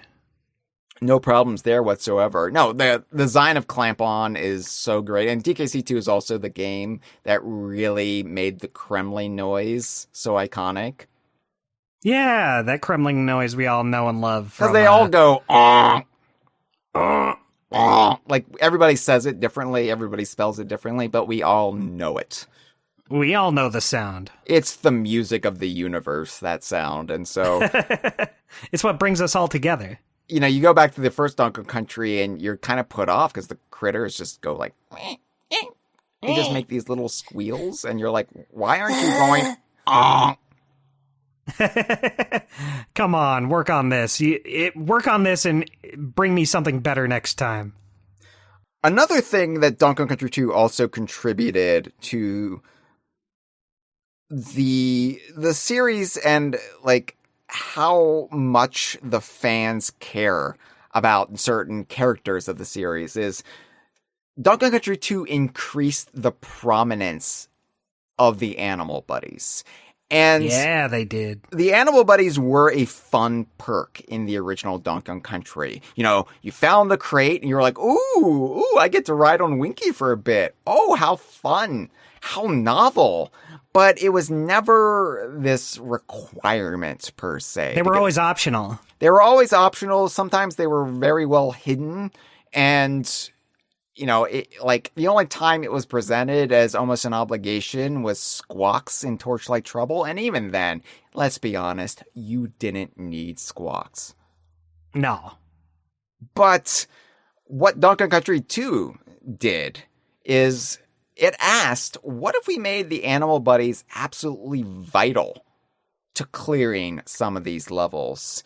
And let's actually just build levels entirely around what the animal buddies can do. And boy, howdy, did that open up the game design. Oh, for sure. Being able to build a level around a specific animal buddy's specific abilities, good way to mix up the game. Yeah, because I feel like most outsiders, I should say, most normies who aren't so Donkey Kong pilled as us, they will look at the animal buddies, or they will vaguely remember the animal buddies, and they will think, well, you know, Rambi. Yeah, Rambi. You know, Rambi's like a big tank. Runs through shit. well, like Rambi. Yeah, I remember Rambi. Or they'll think about Engard and they'll be like, yeah, Engard, the swordfish. It's like a submarine version of Rambi, runs through shit. Yeah, and Winky's like a jumping version of Rambi. But really, Donkey Kong Country 2, you look at, I would say the two animal buddies where they contribute the most because more levels are designed around them. They graduated Squawks to a full-on rideable animal buddy. And, of course, Squawks is a flying bird who spits eggs. And so that really just opened up levels to go, like, in all directions. Just, like, you have all of these levels in DKC2 that have this, like, verticality to them. And you just keep scaling up and... like Squawks plays a role in a lot of those from Squawk Shaft onwards. And, I could talk about Squawk Shaft all day long. Imagine Squawks in a banana hammock. Then you're picturing Squawks Shaft. Now we're talking. Yeah, I could do... Well, we've done a whole episode on Squawks, but what if we just focused on Squawks nether regions? I think we could get at least 2 or 3 episodes out of that. Oh, you think it's a multi-parter, do you? Well, it would have to be. But then Squitter. Oh my God, Squitter. Love that guy. Love that guy. Again, what can we say about Squitter that already hasn't been said? Squitter is the animal buddy who creates platforms in a platform game. He's the cool-ass spider with the shoes. With the sneakers from DKC2. Yeah. And like, I would say that the de-emphasis of animal buddies, again, not shit-talking Donkey Kong 64 in the week of the chunky and lanky Kong statues. Would never do that. But when we look at all these things that irritate us or irritated longtime fans as the Donkey Kong series evolved post-Rare, the truth of the matter is it kind of started in Donkey Kong 64, where they didn't really put a lot of thought into how they would incorporate the animal buddies. And so you kind of have this little tossed-off section with Rambi, this little tossed-off section with Engard, another tossed-off section with Rambi, and then these little mini-games. Yeah, they get like a little bit. They get like a very small fraction of game. And then, of course, Squawks is kind of relegated to being the owl from Ocarina of Time. Right. But, I mean, the animal buddies, DKC2 and DKC3 really showed what you can do with the animal buddies. And they're not just mere power-ups in those games. They can add so much variety to the gameplay. And in fact, it's kind of what the Bananza forms are. Because DKC2 and DKC3 introduced the mechanic of transforming into the animal buddies because you would have to use them. You don't want to lose them because then the level is unplayable. So you just transform into them and then you're just playing as Squawks, sans monkeys hanging on. And that's kind of what the Bananza forms are. What if Donkey Kong transforms into an ostrich? What if Donkey Kong transforms into an elephant? It's not Espresso and Ellie in that case, but it's the same general idea. But I really hope in the next Donkey Kong Country game we can restore the animal buddies to what they were. Yeah, for a game like Bananza, it makes sense just being able to transform into the animal forms. But I would be really sad if these guys were just made irrelevant going forward. I mean, at least Bananza... An irrelevant elephant. Yeah. Can you imagine? At least Bananza does pay tribute to a lot of the animal buddy characters. Yeah, it's not like they just don't have a presence at all. Instead, you get these. Yeah. But, I mean, looking at the animal buddies, and then looking at the Kongs, and then looking at just everybody in this game, I would say this has one of the greatest cast lineups in the entire Donkey Kong series. I love all these guys. It's such a murderer's row of serial killers, because they slay my heart, every one of them. That was beautiful. I was wondering how you were going to turn this around. Diddy and Dixie, again, my absolute favorite characters. I love Donkey Kong. I love Kiddy Kong. I love Cranky Kong. I love Funky Kong. I love the young Pauline. But Diddy and Dixie will always be king and queen of my slain heart that's bleeding out everywhere. And then you've got the supporting Kongs and the Kong helpers, Cranky, Funky, Wrinkly, which was such a fun addition in retrospect. Like, Wrinkly has just provided us so much, mostly through her death. But like, just having Cranky's wife and Donkey Kong's mother/grandmother be a character, it's like, oh yeah, she should be there. And again, like, displacing Candy Kong, it was kind of weird at the time. I was like, well, what about Candy? But I also liked the idea that you could not necessarily have every character in every game. You would have some returning characters, and you would have a lot of new characters as well. And I just liked that idea, that notion that each game could give and take away temporarily, but you never knew who was going to resurface in it. And it just, for a while at least, it was fun until Donkey Kong games became much more staggered in time. And then it was like, will you ever see this character again? Yeah, it's like, well, I usually like having, being able to see all these different characters show up, but now who knows, like, we got our statues of Chunky and Lanky now, but who knows what characters we'll get to. I do like that we're in a time where anyone could come back again. It feels like it's been a long time since the Donkey Kong series has been in a state where it's like, well, anyone could come back at any time. Like, Funky Kong was a big deal in Tropical Freeze, but now he's sitting out of Bananza, but he could come back again next time. It doesn't feel like we're on... It doesn't feel like Chunky, or not Chunky, Funky's lifeline could be cut at any point. Right, like, yeah, Funky's in good health. Funky... Thankfully.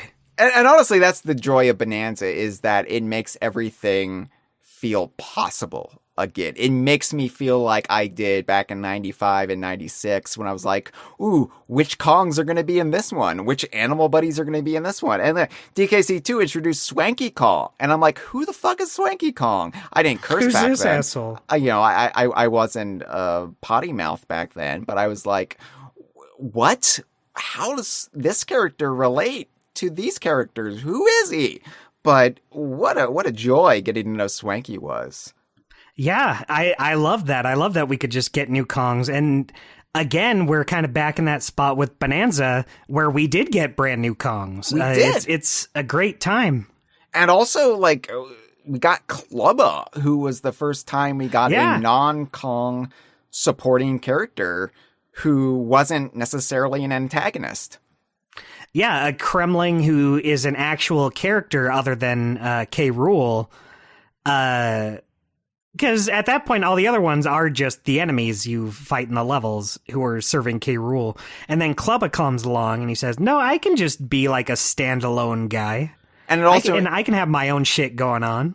It also introduced some nuance to the Kremlings where you see some dissent in the ranks. And, when you're a kid, everything is kind of black and white, and you're like good guys and bad guys. And then to have this idea that you could have sort of an on the fence character who is coded as a bad guy, but maybe not. It was the first time I think my little brain got exposed to shades of gray and the complicated nuance that is actual existence on this damn planet. And so only 49 more shades to go. And then things will get really sexy. Wow. I tried to do a cat growl just then. Didn't work. I've never been able to do it. Yeah, well, it's because there are no lions in the Donkey Kong series, and even the ones in Bananza are dead. That's true. It's just never felt relevant enough to learn. Now, I know perfectly how to do a giraffe noise, thanks to Donkey Kong Country Returns. That's all you really... That's a giraffe. Yeah, that's perfect. A lot of people don't know that. A lot of people don't hang out with the giraffes like I do.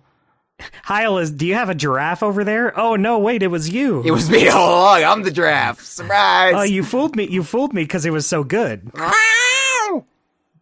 Oh, there it is again. There it is again. Giraffe noise. Hyle, you trickster. Oh, my God. I'm a regular Loki. That's the name of our cat. Yeah, it's also the Norse trickster god.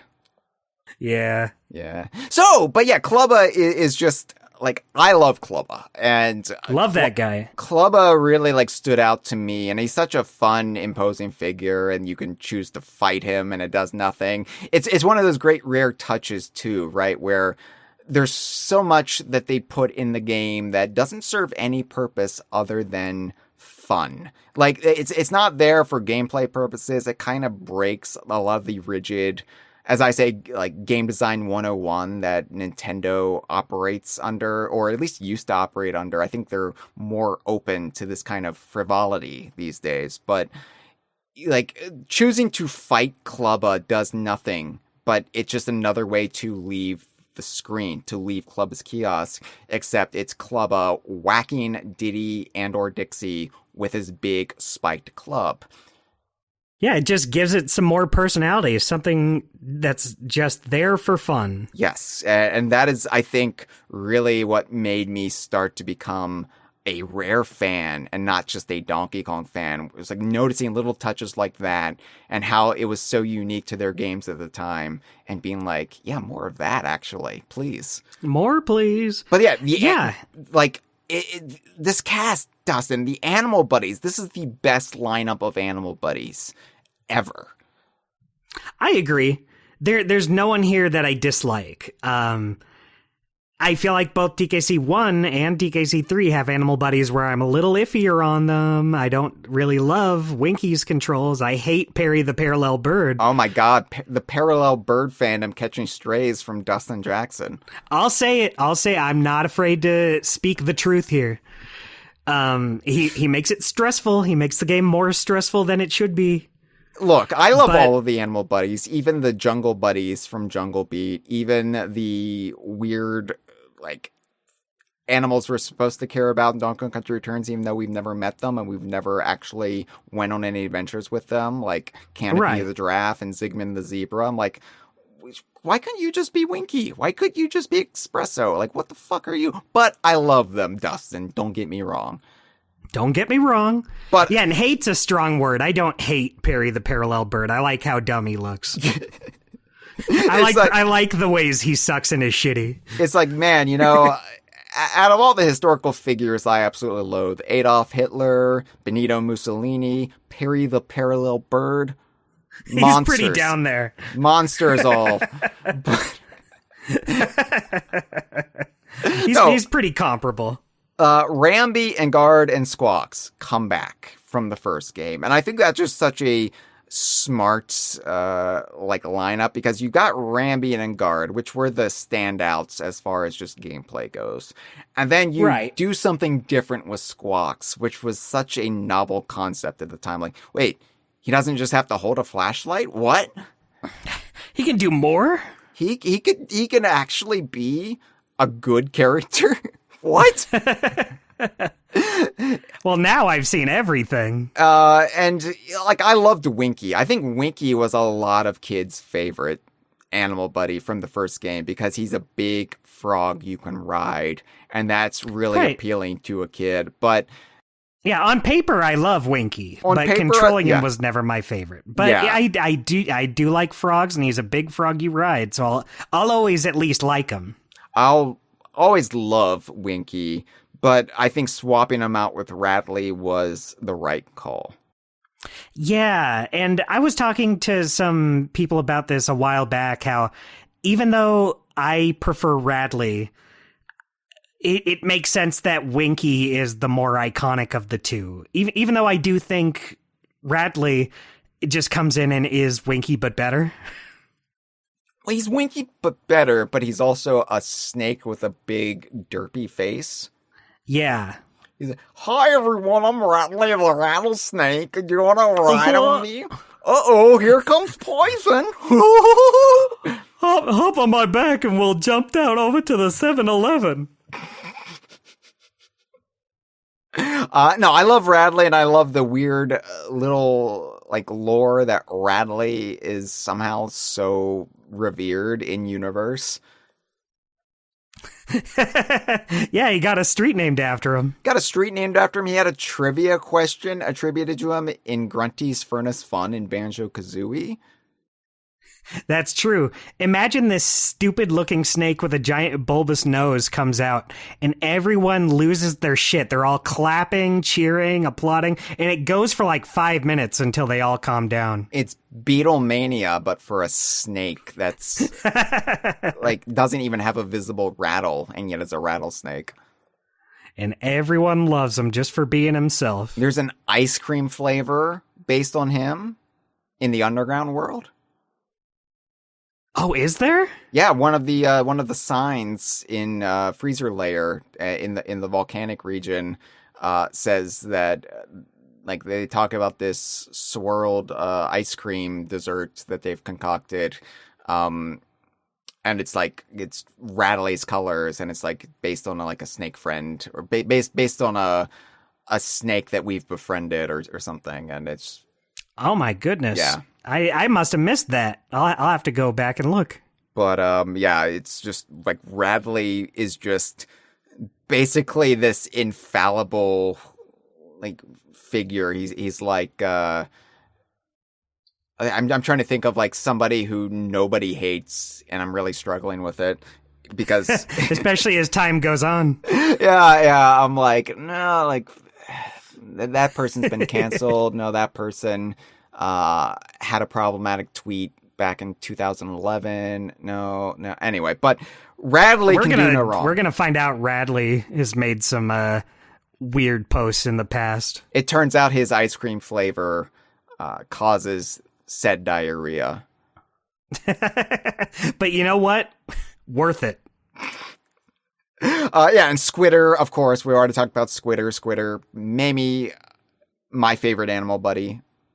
He's definitely one of my favorites. It's so hard for me to pick a number one favorite because I love a lot of them so damn much. Mm-hmm.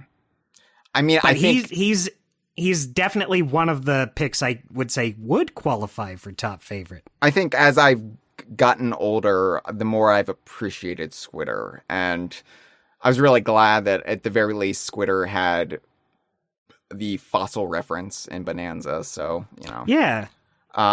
Clapper, who is, one of those animal buddies that's kind of just there. You don't ride as him, you don't transform into him. He's just there to cool water. It's weird. A little more understated.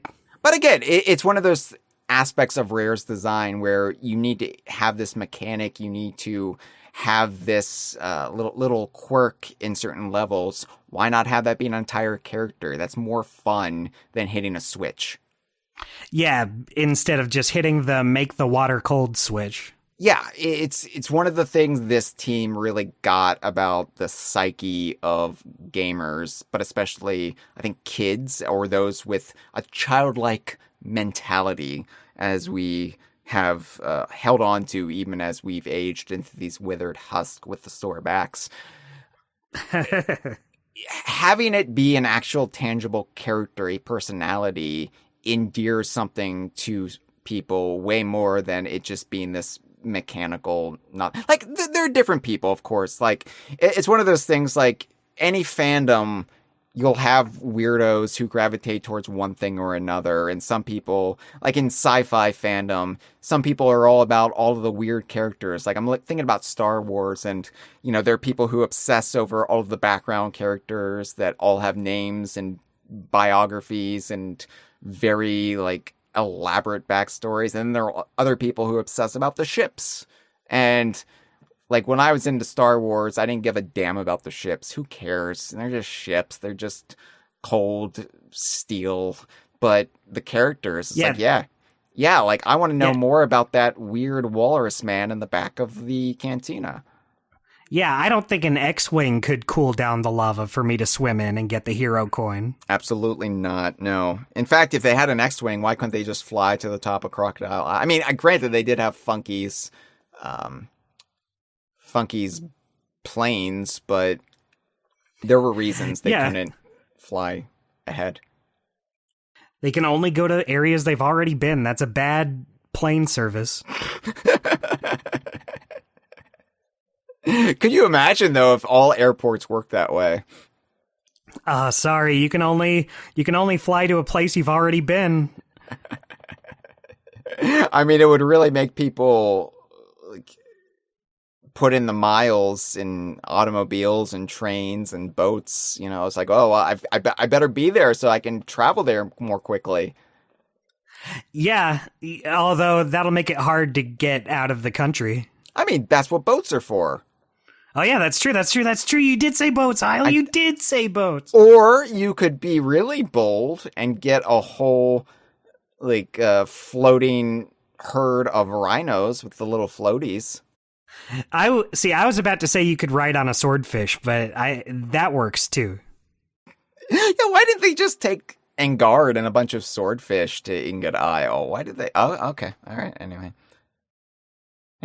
Not here to poke holes in logic. Clapper's really fun. Glimmer is basically the Squawks of this game, but again, it was a neat twist on the idea. Like, let's do that again, but let's have it be in this underwater sunken ship, and like, let's make it an anglerfish. That actually makes sense rather than a parrot holding a flashlight.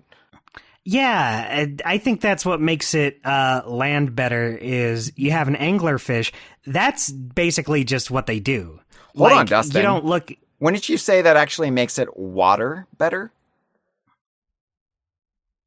I guess so. Yeah. Got you there. I guess that's true. Oh, your face Hyle, is so red. I feel like such the fool. I mean, it's fun. We're all foolish for doing this. What are we doing here, Yeah, honestly? Yeah, like starting now, I feel like the fool. I could have been a doctor, you know. We could have done so many things. Imagine how much better the world would be if we put our talents elsewhere. I could have been a but healer. I don't want to imagine such a world. Yeah, I could have, fed the world, but instead I'm talking about two purple parrots, Quawks, and the one I call Squawk. That's the second purple parrot you see, and I'm like, well, you're an animal, buddy. You've got to have your own name. We can't just call them all Squawks, can we? We can't just call them all Quawks, can we? That would be nonsense. No, Squawks is not purple, Hyle. It has to be a different parrot. Actually, in the Western materials in the Nintendo Player's Guide, they just called them purple Squawks, and I was like, that's wrong. You're wrong. I refuse to play your game, Nintendo Power. That was in the Nintendo Power Guide? Oh, a rare misfire for them. I usually like the Nintendo Power Guides. I also really appreciated that Winky had a cameo back in the Monkey Museum Terrarium. And, of course, the Game Boy Advance remake did clarify that is indeed Winky, not just a Winky statue. Right. It was originally going to be Engard. They were just going to have this, Engard statue back there.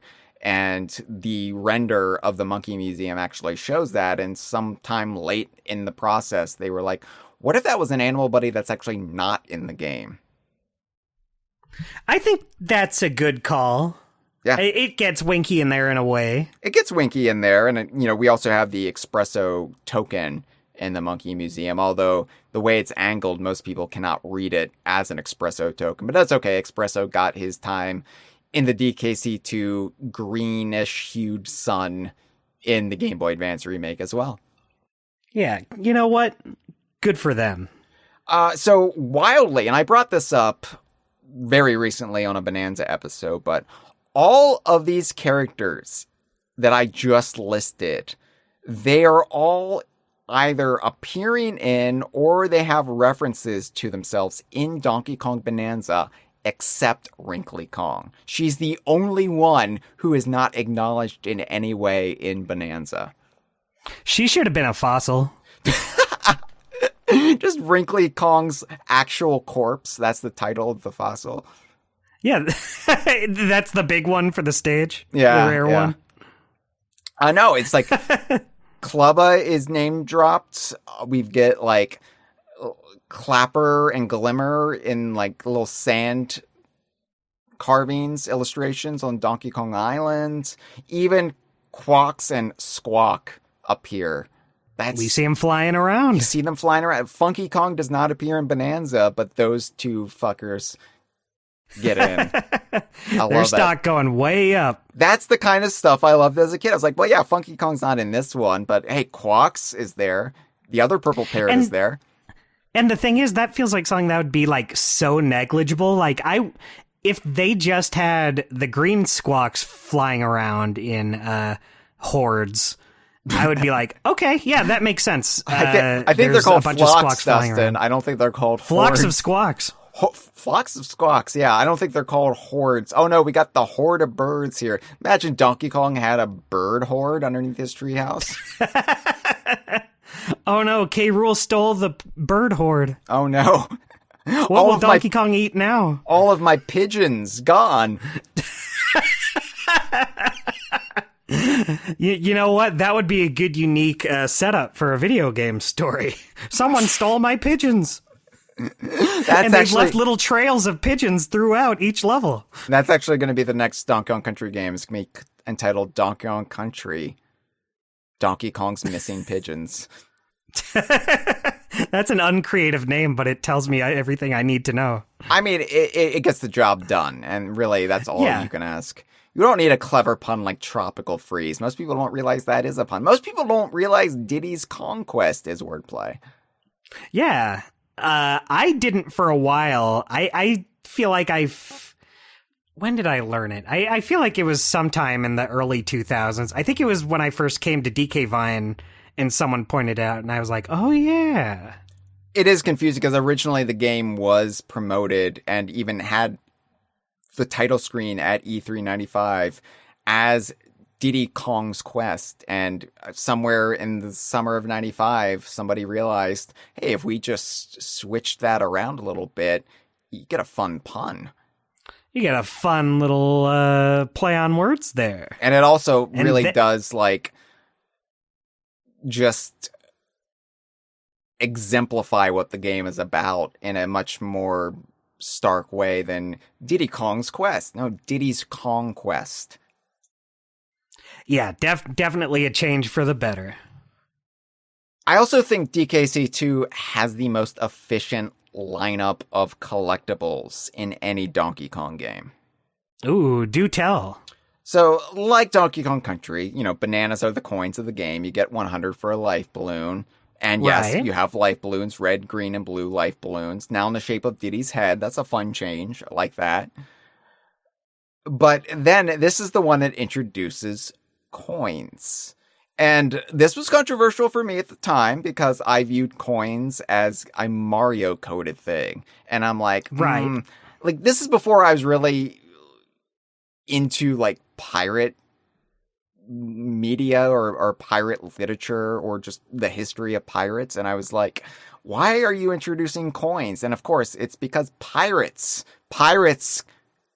like stole and valued coins and doubloons, gold coins and pieces of 8 and everything. And, I was just viewing it in my limited capacity as comparable to Mario. But, banana coins, I think, were a necessary invention of this game. Like, you needed some type of currency in this. They have more value. Yeah, and banana coins as the spendable currency for Wrinkly, Funky, Cranky, and Swanky. But then you have Creme coins.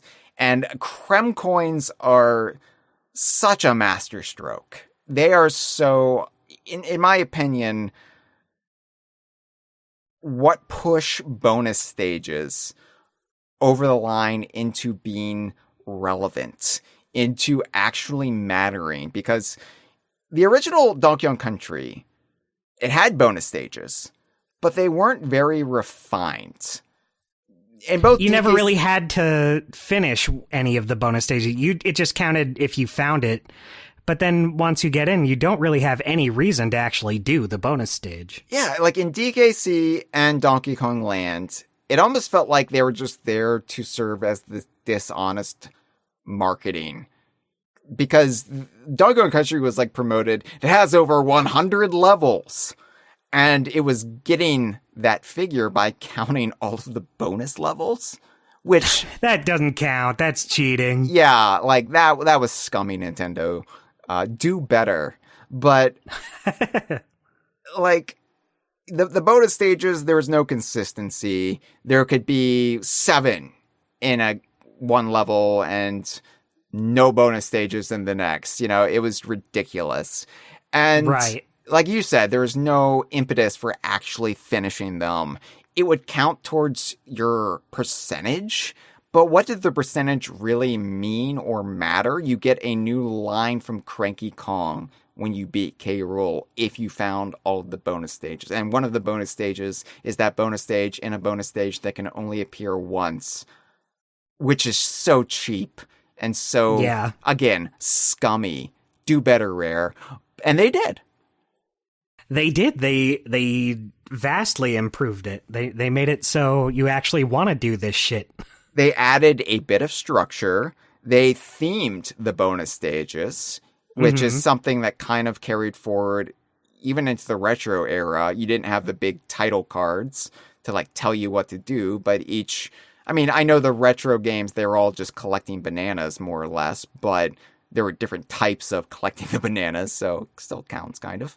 But, you know, getting that Creme coin as your reward for getting to the end or finishing the objective of the bonus stage, it really did make you want to seek them out because, of course, the Creme coins then were spent at Clubba's kiosk and then gave you whole ass new levels to play that would then work towards the actual true ending of the game. And so it really did make finding everything matter in a way that it didn't really in Donkey Kong Country or Land. Yeah, for sure. It makes you want to because you get a fun reward. You get more game to play after. Anytime I play DKC with someone, like on NSO, where you can play online co-op with people, lots of people don't want a 100% DKC one because there's no reason for it. There's no incentive. You don't get anything. So why bother, especially when it's frustrating getting a lot of these bonus levels? Yeah. But with DKC 2, you're rewarded for it. You get more awesome levels to play. The bonuses themselves are pretty fun. They're not as hard to find. It's not as structured as DKC 3. Since DKC 3, they usually have 2 bonuses per level, one before and one after the checkpoint. And on one hand, I think that's a better way to do it. But on the other, I kind of prefer how DKC 2 does it because it keeps you guessing a little. It incentivizes the exploration a little more than in 3. Sure. Yeah, I think DKC 2 is so elegant in hiding its secrets, and the bonus stages are one aspect of that, but my personal favorite, my favorite collectible ever is the DK coin, or as it's known in this game, and how I always refer to it after, the video game hero coin. Yeah, just they're the big one in this game. It's much harder to find. Yeah. There's only one per level, but it's also not necessary for actual completion.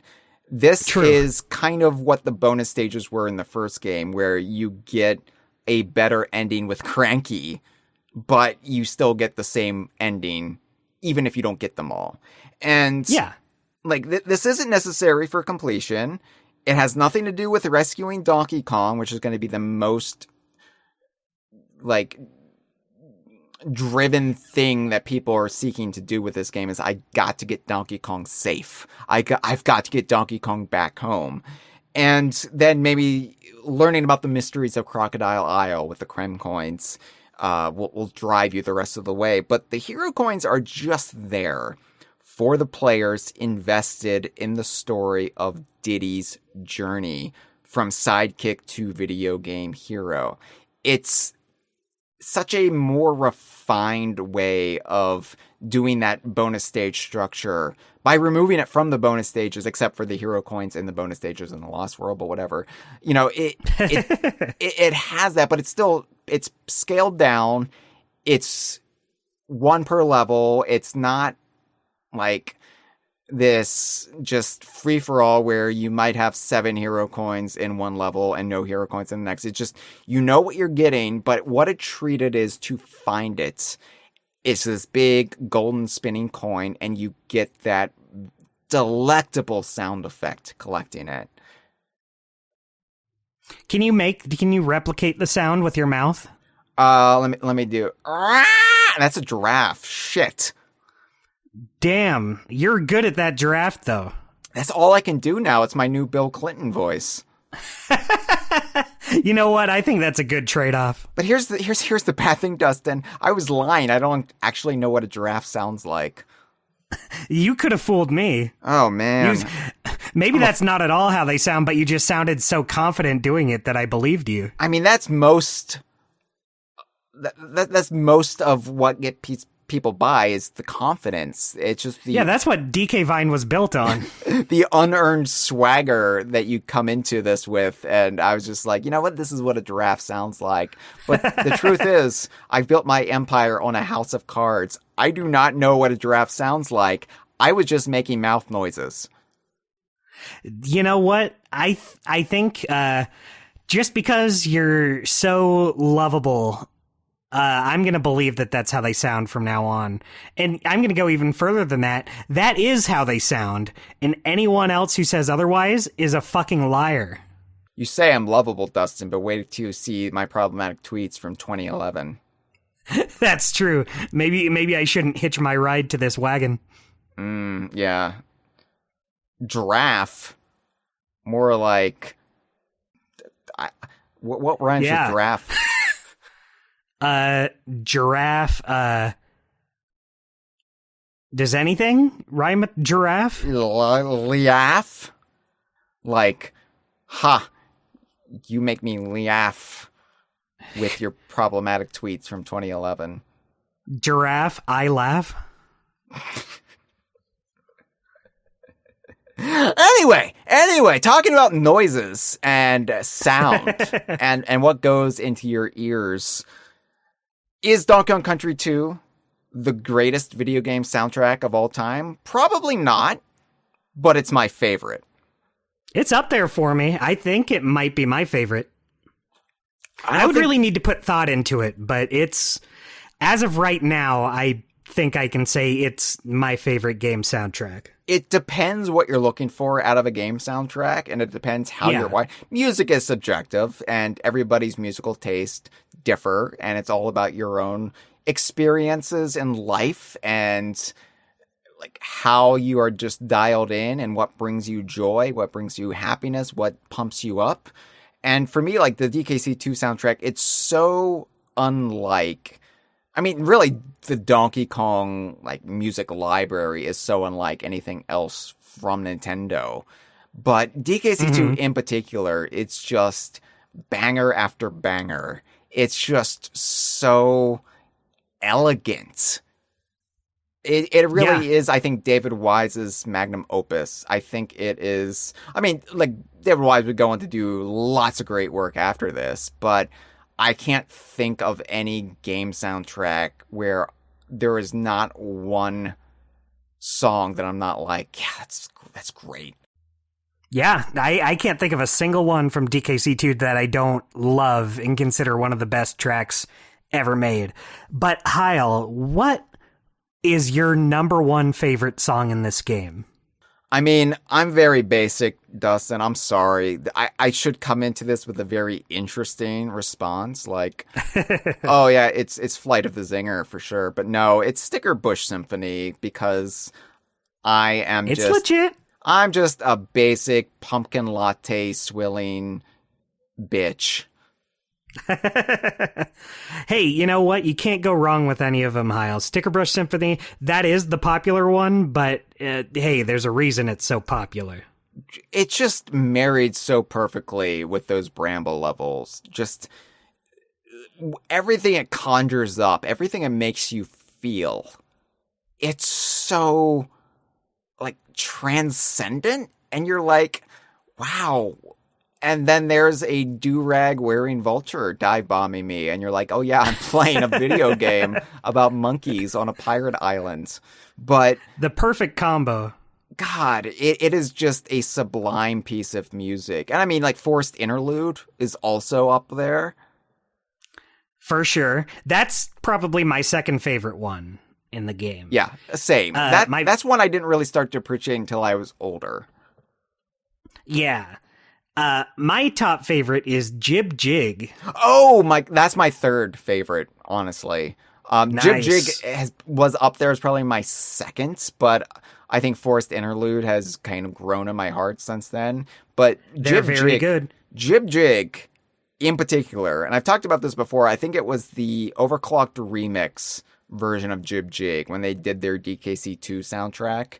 That was like the one that really made me start to appreciate Jib Jig in a new light. And nice. Yeah, like Jib Jig is, I think, the epitome of Donkey Kong Country 2's aesthetic, or its like identity as like this pirate adventure, this like swashbuckling tale across the sea. It really just conjures up feelings of this grand nautical adventure with the wind in your hair, and just, oh God, I love it. Yeah, I mean, that might be part of why it's my favorite song in the game. It just so perfectly matches what DKC2 is. And my favorite level in the whole game is one of the rigging levels, Topsail Trouble. Oh yeah? I just think the combo of the music and the visuals, because the first one's Main Brace Mayhem, right? That's the first of the rigging levels. That one's cool too, but I really love the storm backdrop in this one. You have the storm backdrop, you get Radley at the beginning, the wonderful music, it just, all of it comes together with some of my favorite stuff of the game. Anytime, like when the Idaho crew was doing our stream of DKC2 earlier in the year before Bananza, that was the level I made sure to say, oh, I want that one. Like every other level's great too, so I'll take whatever level I'm given, but that one in particular is the one where I was like, no, I specifically want Topsail Trouble. Mm-hmm. Yeah. I love all the Donkey Kong Country 2 songs, though. Like, they're all absolutely terrific. Even the ones that are just clearly inspired by other songs, by other composers, like Phil Collins or Vangelis, you know, just like, yeah, like, we see where you got that from, David Wise. You're not fooling us. Usually, you don't learn that until after the fact, when you're older and you're hearing music that's not from a video game, and you're like, wait, why does that sound so much like Donkey Kong Country 2? Oh, because it is plagiarism. But it's fine. It's fine. Nobody's suing anybody at this point. So no, it's all fun and dandy. You know what's a song that in DKC2, when I was a kid, I, like you were just saying how Forest Interlude really grew on you over time. Mm-hmm. One that I didn't love at first, I thought it was kind of boring when I first played it, was In a Snowbound Land. Oh, As a kid, I was just like, it's okay. I mean, it's good, but it's not one of my favorites. Now it might be one of my top 5. It just really grew on me as time goes. I love that track so much. In fact, it's at the top of all of Dustin's holiday playlist. It is. You just reminded me. I got to set my... Every year I do kind of make a playlist of like wintry music from games and such. And that usually is like the first one I put on there. That or Freeze Easy Peak. Yeah, it's, you know, any like mass for Christmas Eve, you know, you got to sing Silent Night and Away in a Manger, and then you've got a Hum in a Snowbound Land from off of Donkey Kong Country 2. It's just one of the holiday classics. It just don't feel like Christmas unless you hum In a Snowbound Land. And the Pope is just like, God, this is so much better than Jesus. Yeah, the Pope is wanking. That's Diddy Kong Racing, Dustin. Say that. I know. Say that for 2 years down the line. We'll get there. Get there. My God. Anyway, before we take calls, we've got to address what has been provided to us this year vis-a-vis Donkey Kong Bananza and Donkey Kong Country 2's legacy within that game. Because Bananza, a lot of us were worried when it was announced. Is this going to just be a complete reinvention of Donkey Kong yet again? And of course, it clearly wasn't the case. Like, Donkey Kong Bananza just brings in everything, except Payon references. But who knows? That could still be coming. It could happen one of these days. Isn't it wild? Like, remember when we first talked about when they first revealed Donkey Kong Bananza? And, I know I was a little personally like, I don't know. I'm a little on the fence. This could just be taking Donkey Kong in a wildly different direction again. And then it just is filled to the brim with so much fan service, so many references. I wouldn't have guessed it from that first trailer, but here we are. Yeah, Dustin was on the feigning couch in the Idaho Crew's compound, and had Dustin known that in the future there would be Lanky Kong statues and Ghastly King statues coming to Donkey Kong Bonanza, you would have just honestly gotten off that feigning couch and levitated 5 feet off the ground. Yeah, I would have, too little too late now, but the thought, I still like that they're there. I did not expect Donkey Kong Bonanza's plot. And yeah, there were fan theories, and we all got into it. I think what really started to juice our goose a little bit was seeing that Northern Hemisphere map, on the fossil maps and, of course, the Bananium gem maps. But it was just like, whoa, what's actually happening here? And then that started to really get the gears turning in our heads, and we noticed that the color scheme was magenta and cyan, which of course is a reference to Donkey Kong 81's colors for the girders, but also was the color of the Kremlin source energies pouring out of the crocodile core in the game's Lost World, what the instruction manual refers to as the source of the Kremlins. And there's all these theories like, wait, we're going into the underground world in this game, and we keep seeing this color scheme repeated, and it seems to be almost this energy that's being used through various things in the game. Could this game actually get into the mythology of the Lost World? Could it actually be doing this? Are we just like working ourselves up into a lather? And actually, yeah, I kind of got into it. It kind of like explained so much about the Lost World mythology introduced in DKC2, and it introduced the Bananium roots and how like the Kremlin source is just like this offshoot of the true like power in the Earth's core, which is the Bananium roots. And I never thought we would ever get any of this in a Donkey Kong game ever again. And this was like the most tantalizing bit of lore in DKC2. And to have it pay off in such a spectacular fashion, which of course, spoilers, also involved the return of K. Rool to the Donkey Kong series proper. Spectacular. Like again, it's so wild that Donkey Kong Bananza does eventually escalate into just sheer Donkey Kong fan porn. Yeah. Didn't expect it. Didn't realize. I sure didn't. It's wild to me that that's what the whole game is leading up to.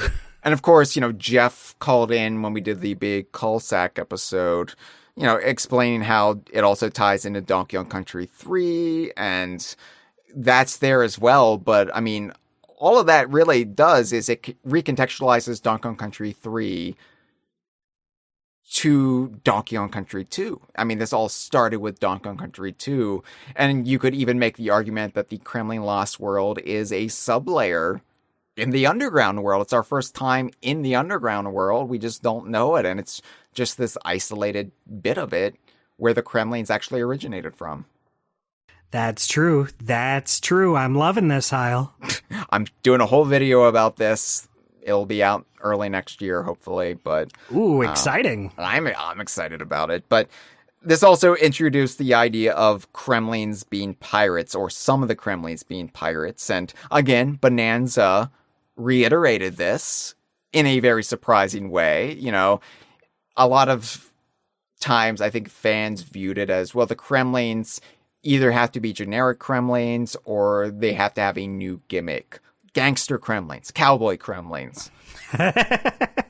Hamster Kremlin. Hamster Kremlins in big tube mazes running around. Oh, man. Yeah, Mario 3D World went all in on cats. Now Donkey Kong's going all in on hamsters. We're going to have Hamster K. Rool. Yeah. Oh, no, watch out. Here comes K. Rool, but he's in a big ball. He can go everywhere in the living room. Gotta get away from him.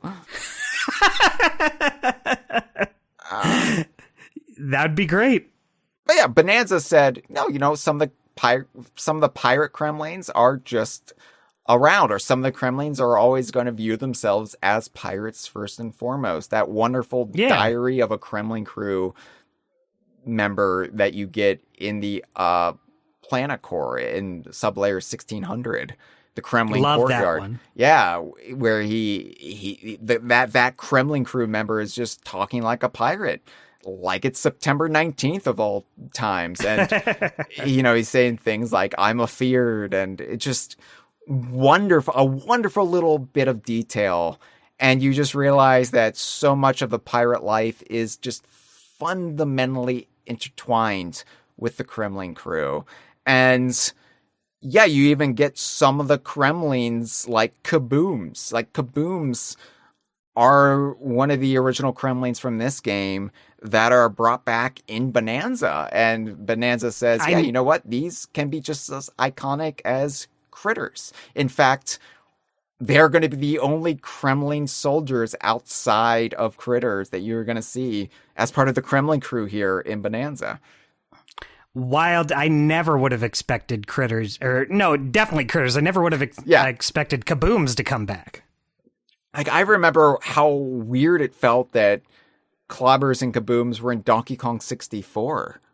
You know, 4 years later, and you're like, whoa, Kabooms! They brought those guys back? But then for them to come back in Bananza, that really felt surreal. I couldn't believe it.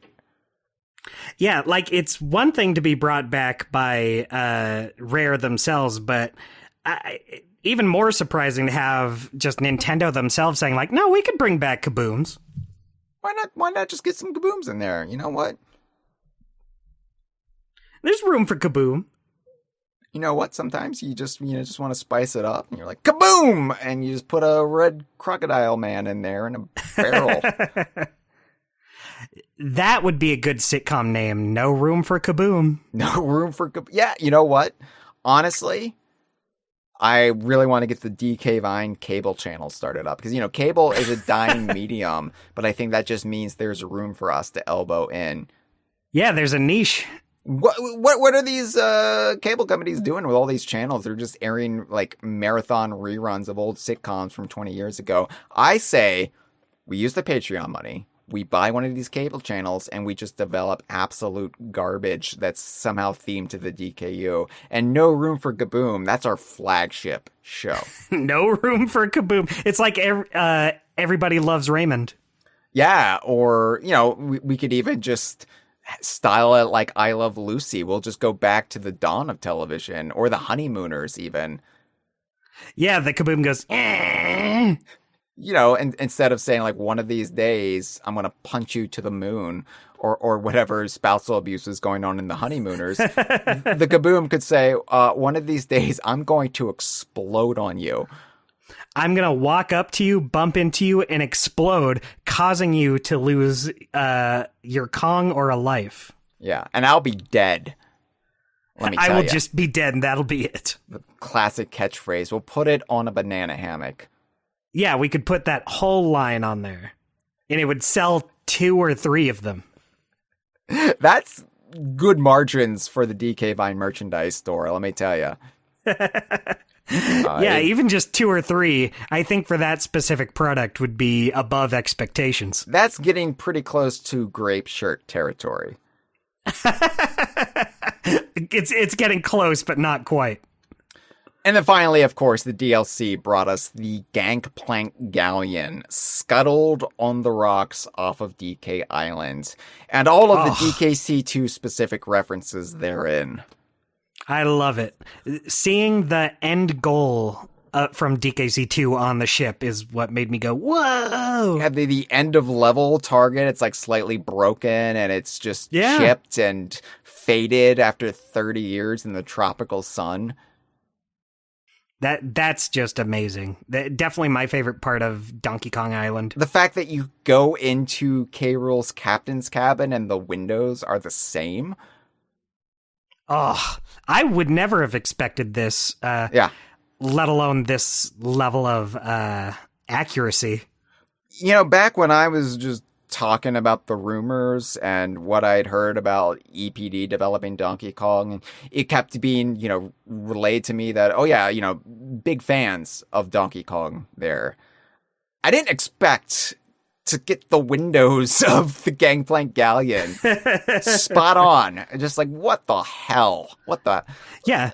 For as big a DKC2 fan as I am, not once did it ever cross my mind, boy, I hope they get the windows right. But if that's in Donkey Kong Bananza, this first game of a brand new prosperous era for Donkey Kong, like, how else will Donkey Kong Country 2 be celebrated in years to come? That's what's really exciting to me, is it feels like everything is on the table from the entire series, but just seeing the amount of love that DKC2 gets in Bananza, that really makes me optimistic when we return to 2D platformers and like what could be brought back there properly. Same. I'm very excited to see what the future holds for the Donkey Kong series in general. But yeah, like we've said it before, it feels like nothing's off the table now. It feels like anyone could come back, anything could come back. And look, if there's no table, Squitter can make a table. Hey, you know what? I would take a Squitter table over a regular table. I don't even care how sticky it is. We just passed Thanksgiving. Could you just imagine eating all your food off of a sticky spider web? Could you please pass the mashed potatoes, and it takes 5 minutes to like unstick it? You just eventually bend down and start like lapping up the cranberry from the web. Yeah, you know what? This is easier. We'll just do it this way. I like that. This could be another show. Oh, like the Squitter Thanksgiving Spectacular? Yeah, it could be an annual tradition, but it's just people trying to eat food out of the spider web. It's unpleasant and unfun for everyone involved. Just very, very up close, unpleasant shots of people eating mashed potatoes. But Squitter still has his regular, like, big dopey smile. He's like, so, what does everyone think? It's just a puppet. We'll get Grunt. We'll commission Grunt to make a Squitter puppet. That would be perfect. I think when you first said it, I wasn't sure how it was going to play out, but I think this could work. I think, honestly, we need to start looking. All of these media buyouts, all of this like corporate consolidation, we need to buy out some cable networks while there's still some on the table, or the spider web in this case. I wonder if they would be extremely cheap at this point. We'll just buy like the History Channel or something. It's fine. Yeah, who needs it? Nobody cares about learning from the past. So, Dustin, we have some calls to take. Some well-wishers for DKC2 and on its 30th anniversary. You ready for this? Oh, I'm ready for this, Hyle. Oh. You bet. All right, let's play our first telephone call. Hello, Hyle. Hello, Dustin. It's Emma. It's been a while since my last call. I don't have much to say about DKC2 that was not said a million times before. It's one of the best video games of all time, and pretty much a masterpiece from all angles. But it's also one of my earliest video game memories. I remember coming home from my first day of school. I was like 5 at the time, and playing DKC2 while waiting to be called for dinner. So when it's time to eat, my mom asked me how was my first day, of course, but I had something else on the brain, so all I say was, the floor was moving. My mom was understandably confused. At school? Oh, I met in Donkey Kong. School was alright, I guess. The stage in question was Castle Crush, so I'm impressed that Tried Me made it this far. I mean, it's a pretty hard game. Anyways, I was not exactly lacking in free time as a child, so I guess playing GKC2 all day was pretty much all I did at the time. I think it's a bit funny. Well, that's pretty much all I had to say. Have a good rest of episode, everyone. Well, thank you so much for the call. Yeah, that would be another great TV show, Dustin. The floor is moving? A school in Castle Crush. You've got to get that lesson plan in before the castle crushes you. It's like one of those game shows. Like, I think about, like, there's this Netflix show called, like, The Floor is Lava or something, where people just need to get through an obstacle course. You know, a show like that, but it's Castle Crush. Yeah, except you will actually get crushed. Like, there is that element of true life or death. Yeah, and each contestant gets their own death jingle. I mean, yeah, you got to give composers some work. Yeah, exactly. No, I love hearing stories like this because, again, like I was talking about, like, I remember the pencil I had in my pocket when I got Donkey Kong Country 2. It is just those, like, shared childhood memories that are all different, but we can all find that commonality with them. And what these games mean to us is they hit us at different times of our lives, but we can all, like, have similar relatable stories about them. And, like, for me, Donkey Kong Country 2, my, like, big school related memory was that the very next day after I got it, we had a 2-hour delay because of a snowstorm overnight. And so I got to play Donkey Kong Country 2 like into the morning because I didn't go to school until 10 a.m. That's fun, at least. Yeah, and at then least something good came out of it. I beat Donkey Kong Country 2 because there was the blizzard of 1996. Oh, remember the... Oh, my bones. I can remember back in the blizzard of 96 when it came blowing through. Oh, my God. Oh, roads were shut down for a week. I tells you. And, yeah, but it really was just like this treat because it was right after... like the holiday break, right, for Christmas and the winter holidays. And then we went back to school for like a week and a half, and then the blizzard hit, and we were out. And then the blizzard hit. And we were out for 2 weeks, and it was just like, here's a treat. Here's extra time away, second holiday break, beat Donkey Kong Country 2. And I did, 102%. Did you, like, have to make up for it in the summer? Did they, like, make you... still do those 2 weeks? So I think like they bank snow days early, so like they budget that time in, and I think we did have to make up some of that time, but like it came out of like other scheduled holidays throughout the year. Right. Yeah. It worth it. So not though. too bad. It was worth it. Oh, for sure. I mean, you beat Donkey Kong Country 2.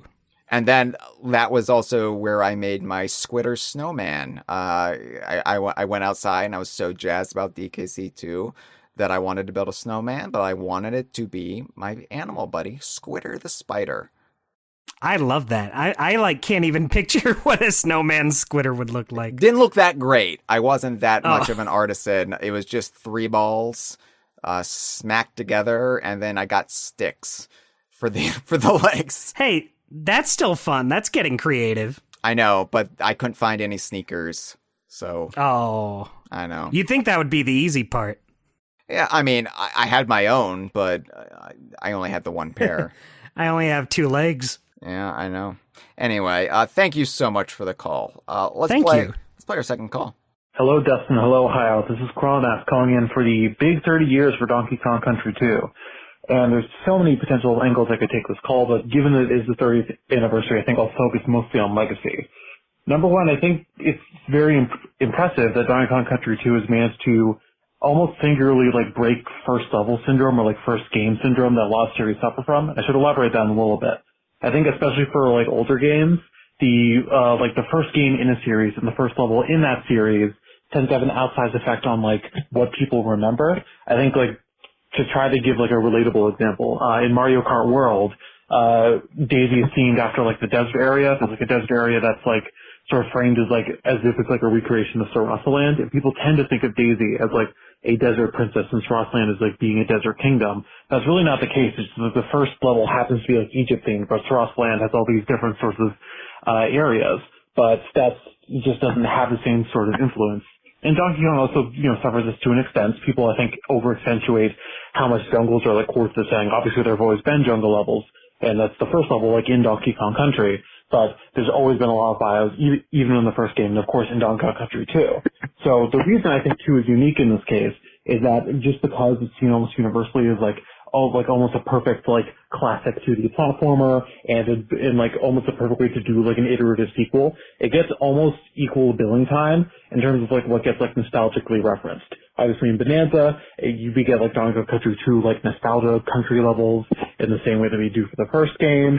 Lots of little callbacks and things. The Kremlings, of course, have sort of held a degree of pirateness throughout the rest of their existence, whereas Donkey Kong Country 3 hasn't gotten that same sort of treatments.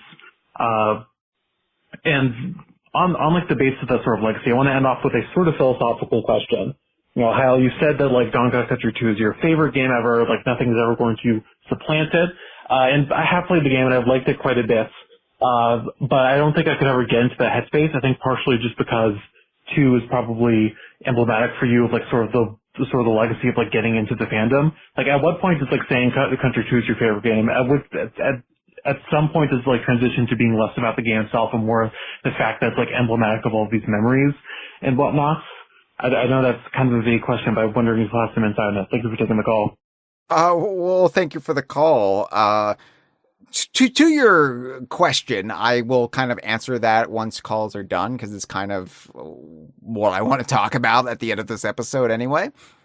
Mm-hmm. But that's also a good point, though. I didn't bring up that in one of the nostalgia 2D challenge courses in Donkey Kong Bananza, you actually get the Bramble aesthetic versus a pirate ship, which would have been the go-to by and large, but they actually said, what's the iconic moment from Donkey Kong Country 2 that we want to emulate here? The Bramble blasting.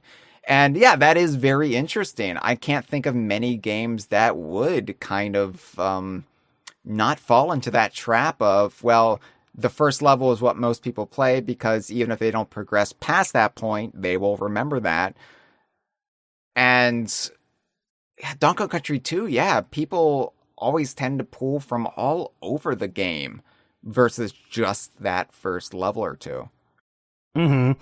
I mean, I think it kind of makes sense to have the Bramble level be the one they go to.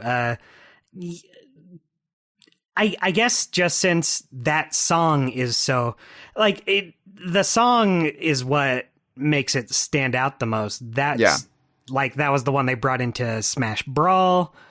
And with DKC 1, they went with the jungle level for the nostalgia level in Bonanza, which makes sense for DKC1. That is the most iconic one. But also, Aquatic Ambience is probably the breakout song from that game, other than Jungle Hijinks, which is the one that, or Jungle Island Swing, which has just kind of become DK's theme going forward. But yeah, I think it makes sense that would be the pull from DKC2, mainly just because of that song. That's like I don't know, maybe the main thing a lot of people take away from DKC2. Like, that song feels like it's kind of transcended a lot of the other stuff about DKC2. Mm-hmm. For that reason, the one in Smash. Yeah, but it's still interesting that it does have that resonance and it does have that staying power, because you don't hear that until the third world of the game. For sure. And, with Aquatic Ambience, it was the fourth level, so it's not the first level, but it's still in the first It's near world. the beginning. Yeah, it's still near the beginning. It's before you even fight the first boss. And, so, you have to be into DKC2 to even hear Stickerbush Symphony. So the fact that it's took on this life and legend of its own, I think speaks to something about Donkey Kong Country 2 that's able to kind of break that pattern that a lot of games, especially when you mine nostalgia from those games, fall into. And it's worth pondering, even if I don't have an actual answer for it. It might just be word of mouth, because if there's one thing Donkey Kong fandom has been successful is sharing our opinions with people who don't care. And that's the best part. Across the internet, we would talk up things like Stickerbush Symphony or K. Rool, and eventually it kind of takes root. It kind of becomes set in stone that this is great, this particular thing. Yeah, I mean, it's only a matter of time until the Brothers Bear get their due and are seen as like one of the big DKC series pulls. I have been working that for so long. It would just fill Nobody's biting. It would fill my heart with so much joy to see the Brothers Bear get their time in the sun. We almost had them. I thought we were almost there when we had that weird Barnacle Bear artwork that was being shared around at the time of Donkey Konga 3's announcement, and that turned out to be a forgery or something. It was like, yeah, could have fooled me. It looked like extremely real. This was before AI too. This is before people could just use language models to just whip up slop with like distorted hands. And if somebody put in the hard work to make that forged Barnacle Bear artwork for Donkey Konga 3. Barnacle Bear is not in Donkey Konga 3, people. It's not. It's a fake. It's a hoax. But like for the longest time, I did think it was real, just because like A, why would anyone do that for Barnacle Bear? Right. And B, it does just look really good. It like to this day, I think it looks like a real piece of artwork from one of the Donkey Konga games. But we now live in an era where Barnacle Bear might come back. We might even get a statue of Barnacle. Could you imagine? It's so not impossible that we could see a couple of the Brothers Bear in one of these events. Oh my God. And that's very exciting. Oh my God. And then we would know for sure who Nintendo thinks is the best Brothers Bear. Yeah. What are the two that get picked for this event? I mean, I never would have thought we would have seen, I guess the Jungle Beat ones that have been confirmed, that's a little more reasonable to expect than Brothers Bear coming back. But still, if nothing's off the table at this point. Yeah. I mean, that's the joy of the era for the series we find ourselves in, is it does feel like anything is possible. And sure, we'll be amazed and slack-jawed when we get there. Like, the little Jungle Beat revelation was just like, what? And then before that, just knowing that Chunky and Lanky were going to be statues, like that felt big at the time. So like, Yeah, like bringing back actual main characters of a game feels like a huge breakthrough. Eventually, it's all going to become old and we're going to become dead to everything. But I hope that takes Lanky a while. again. Oh God, I'm so sick of Scuttlebug from off of Donkey Kong 64. Every single day, it's Scuttlebug this and Scuttlebug that. Can we just get a break from Scuttlebug? Jeez. Oh, that's a drowning giraffe. Oh, another game with Clubba in it. Must be a day that ends in Y. Do something new, Nintendo. All right, thank you for the call. I'll get to your last question after we get through the rest. Let's play call number 3, Dustin. Okay. Hello,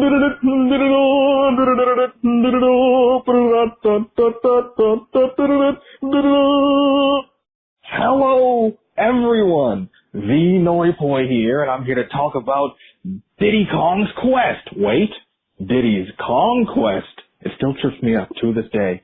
This game is a special game to me.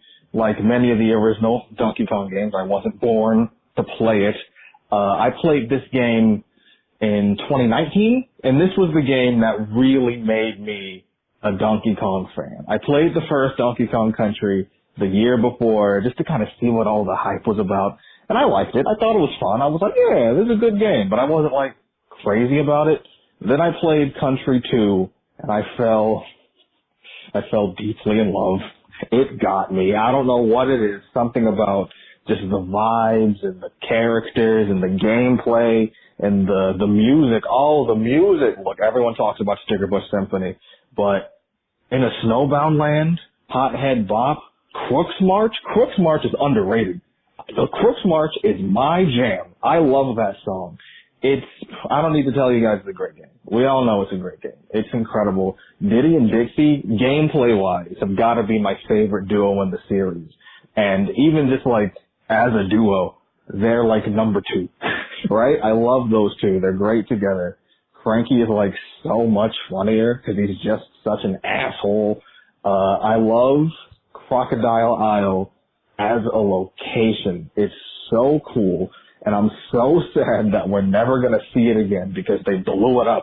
But that also just makes it more special, you know? It's not like other locations and other games where you can just go to it at any time. Crocodile Isle's gone, man. You know? And that makes it unique. You really got to appreciate it for what it was.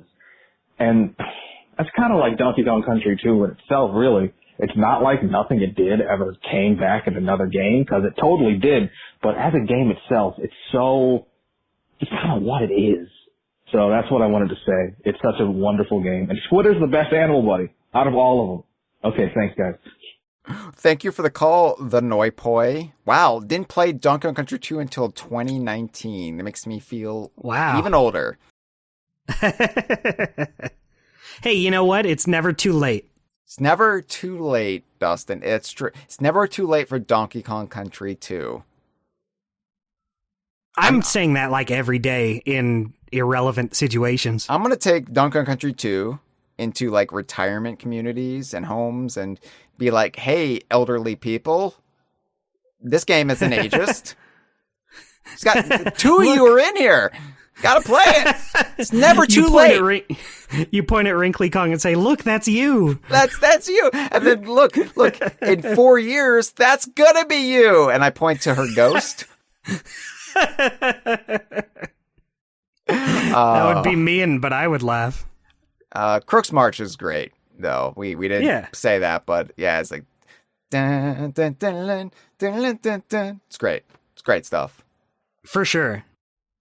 Yeah, and like I said, there's no bad tracks in this game. You could pick any track in this game and be like, oh yeah, that one fucking rules.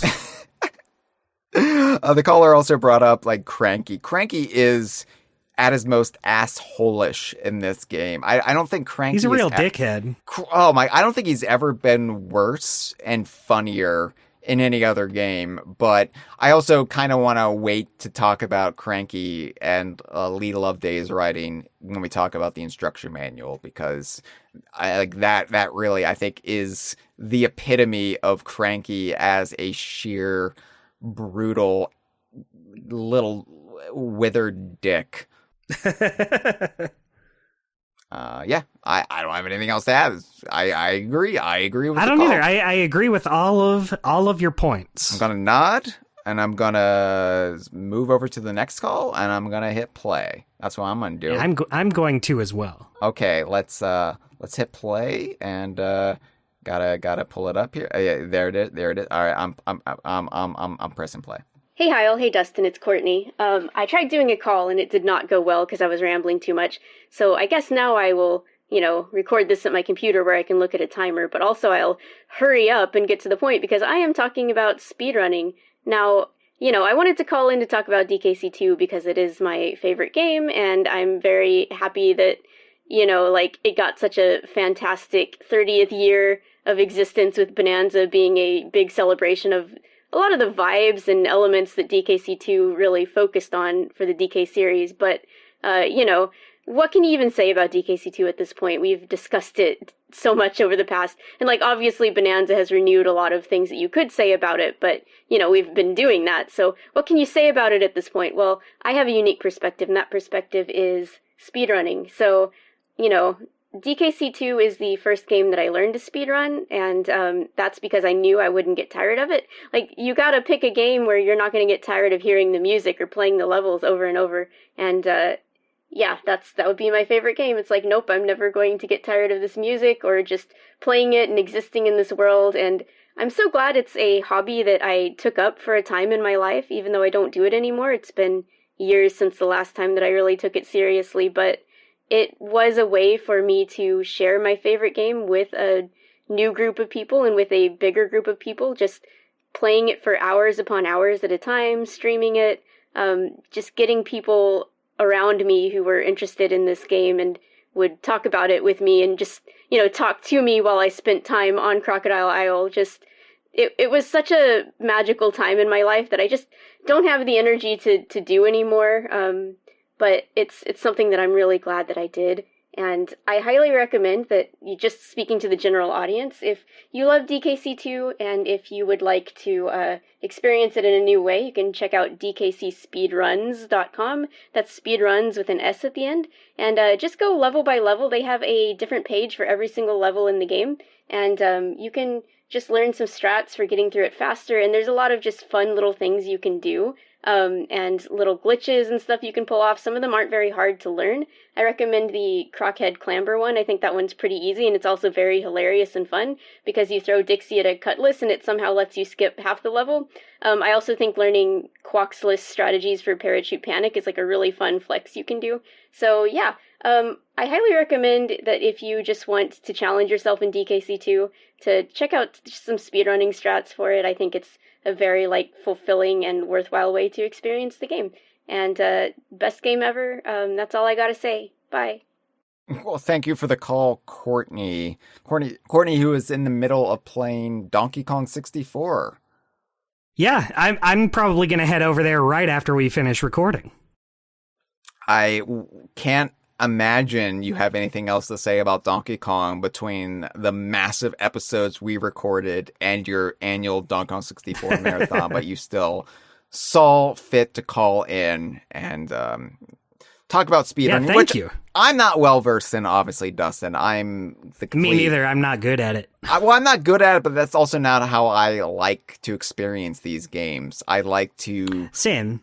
Lap it up. I like to savor them. And the whole idea of going through Parachute Panic without spending time with Quox, how would I want to spend time without Quox? Every single day of my life, I wish Quox was with me.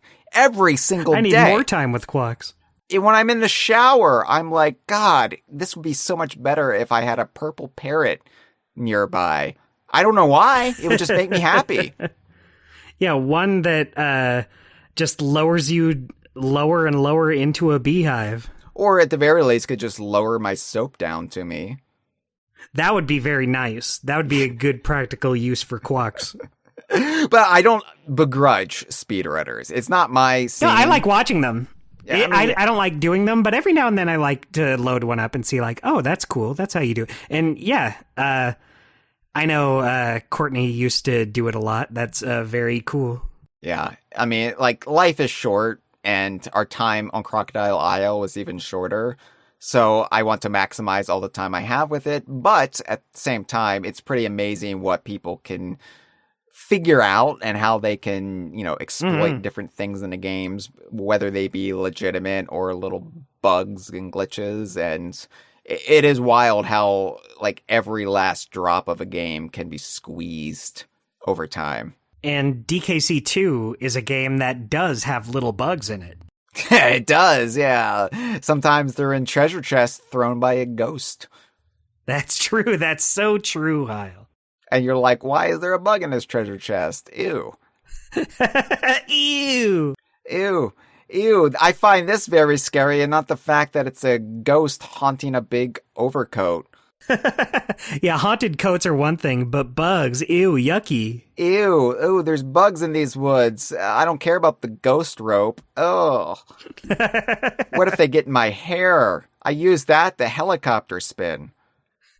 I can't be doing that with bugs. We do have a comment, too, as well. You can always leave us a comment. If you don't want to call, 1-202-630-VINE, 8463, and leave a message on the DK Vine hotline. You can always send me a DM on Blue Sky, and I might read it. I might read it on the air if you want me to. Why not? This one is from Low Zombie. I hope things pick up for you soon, Zombie.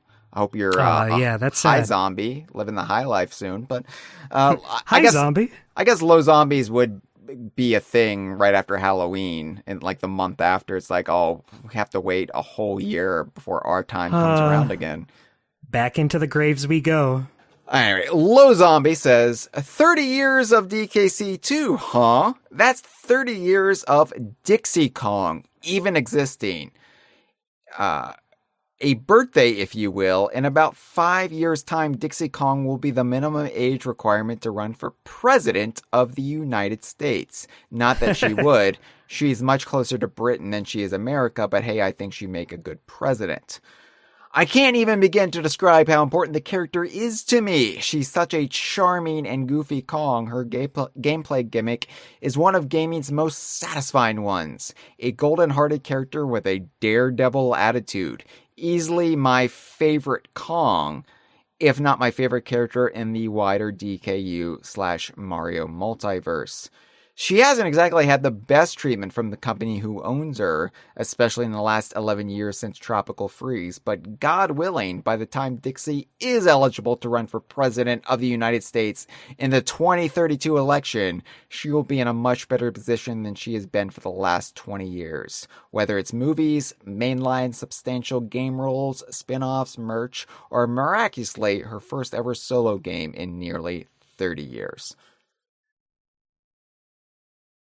You know, I thought I was wanting for, always daydreaming about new Donkey Kong games and more Donkey Kong games. But here we have somebody who really wants Dixie Kong to be the leader, the duly elected executive of the United States of America.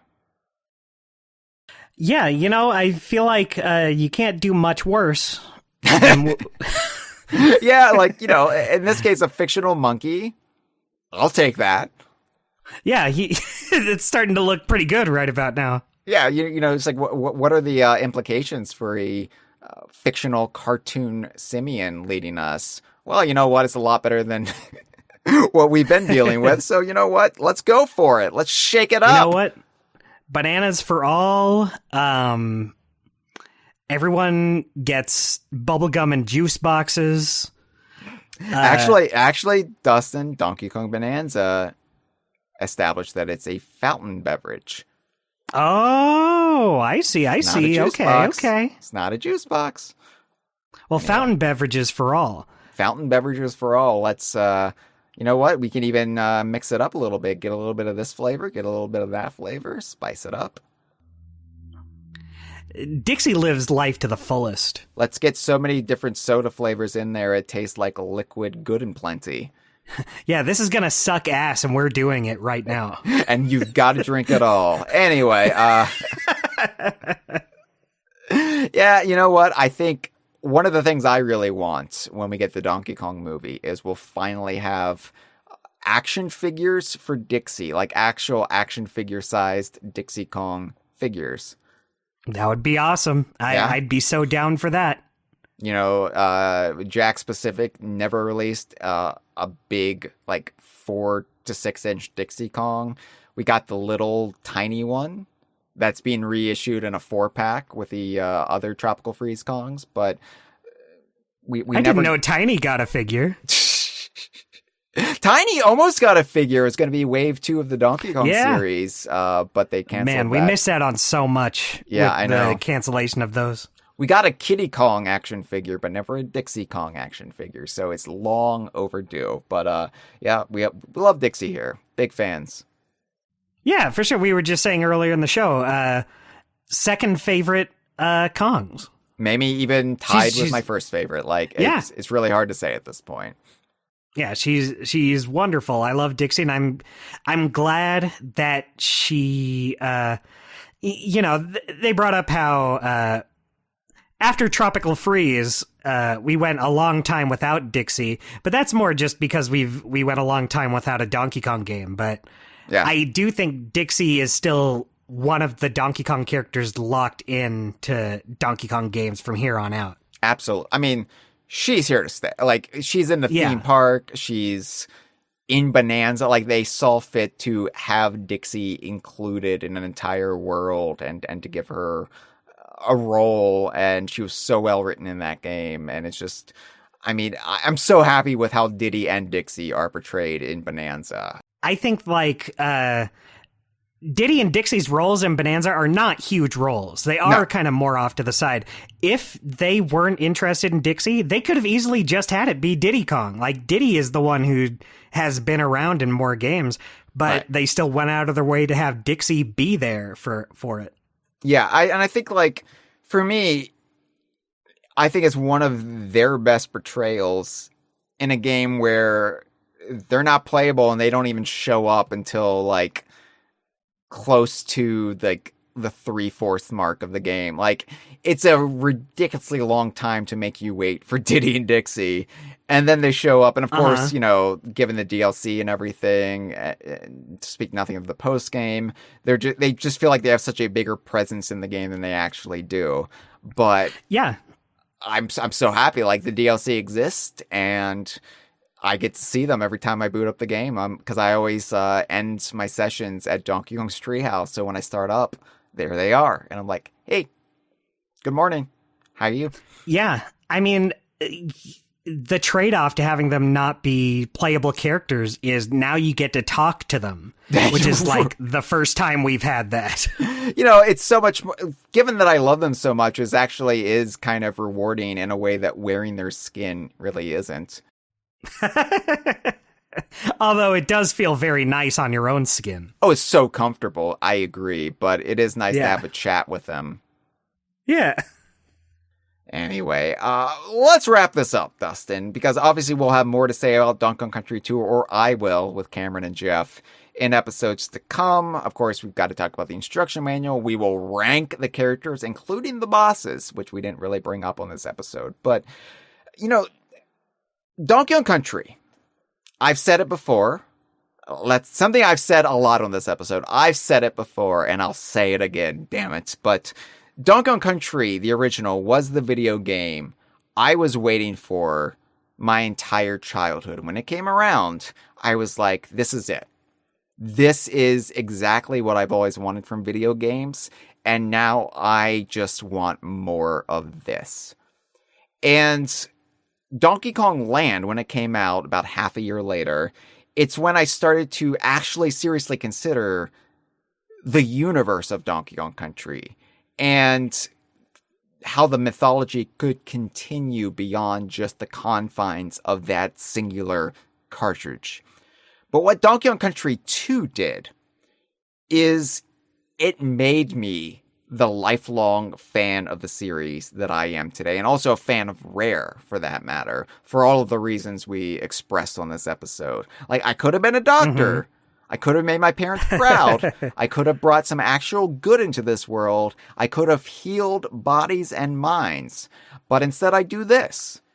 Is that a bad thing? Probably. But it's all because of Donkey Kong Country 2. Yeah, so place your blame there. It is what it is, right? I think Donkey Kong Country 2 really was where that blood pact I made with the original game truly became a passion. And not just, I really like this video game. I'm going to think about this video game quite a bit while I play it, but like all these other passing interests you have as a kid, you move on to the next thing. And I was like, this speaks to me so much. And then Donkey Kong Country 2 did things that I wasn't even interested in as a kid. Like, I had no interest in pirates as a kid. And Donkey Kong Country 2 kind of revealed to me how fun that could be, how fun pirate history and mythology and literature could be. It introduced me to it all in a way that actually spoke to me, and it showed that I could actually broaden my horizons thanks to the Donkey Kong series. So it's not just like, oh yeah, this is just hitting all the beats that I was looking for of things I was already into. It was like, no, you could actually get into stuff thanks to Donkey Kong. Like, now, Dustin, I'm really into rock people thanks to Bananza. Yeah, I didn't know I cared about people that were sentient rocks before, but now I'm like, I think I like it. Those people in the 70s with the pet rocks, I get it now. I understand. They were onto something. Oh my God, the generational divides are tumbling down. I'm going to go into those retirement communities with a Super Nintendo and Donkey Kong Country 2, and I'm going to, can I see your pet rock, please? You'll point to a rock and say, oh, that's just like Donkey Kong.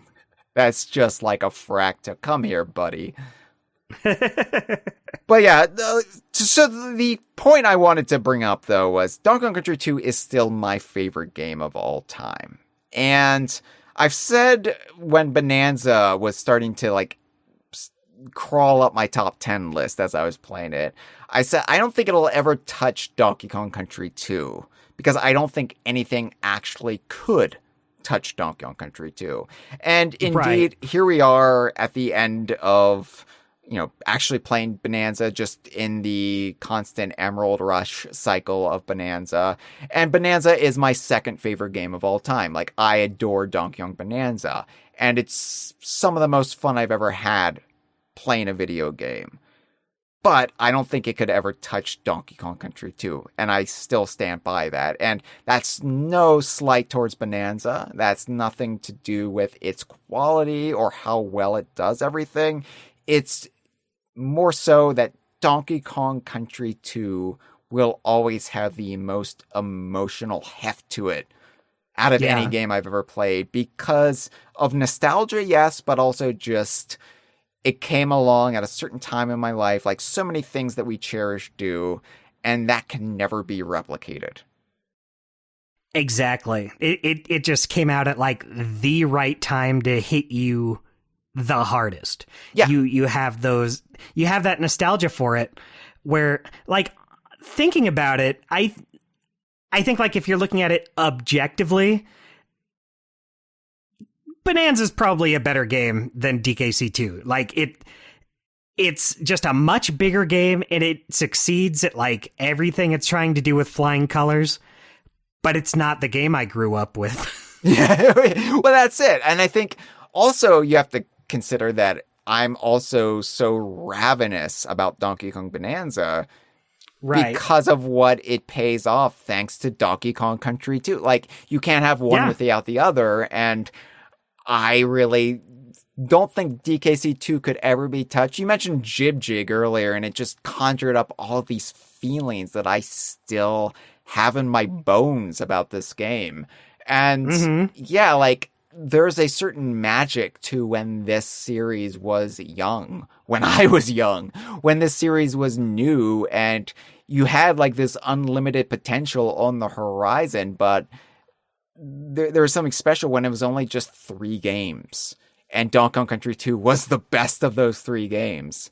So for me, like, yeah, DKC 2 might never be touched. And that's okay. That's nothing to do with the quality of the games that come close to it. I'm not saying Donkey Kong Bananza is a worse game than Donkey Kong Country 2. It, like you said, it's probably better if I'm being honest.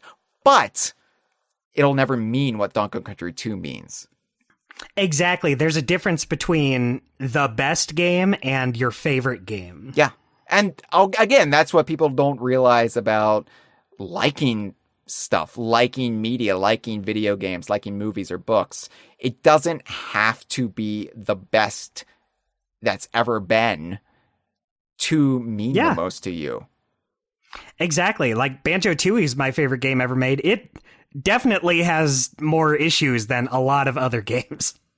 I really, really like Banjo Pilot, and it's a huge turd. Yeah, it fucking sucks ass, and I hate it. This has been a File 2 production. No.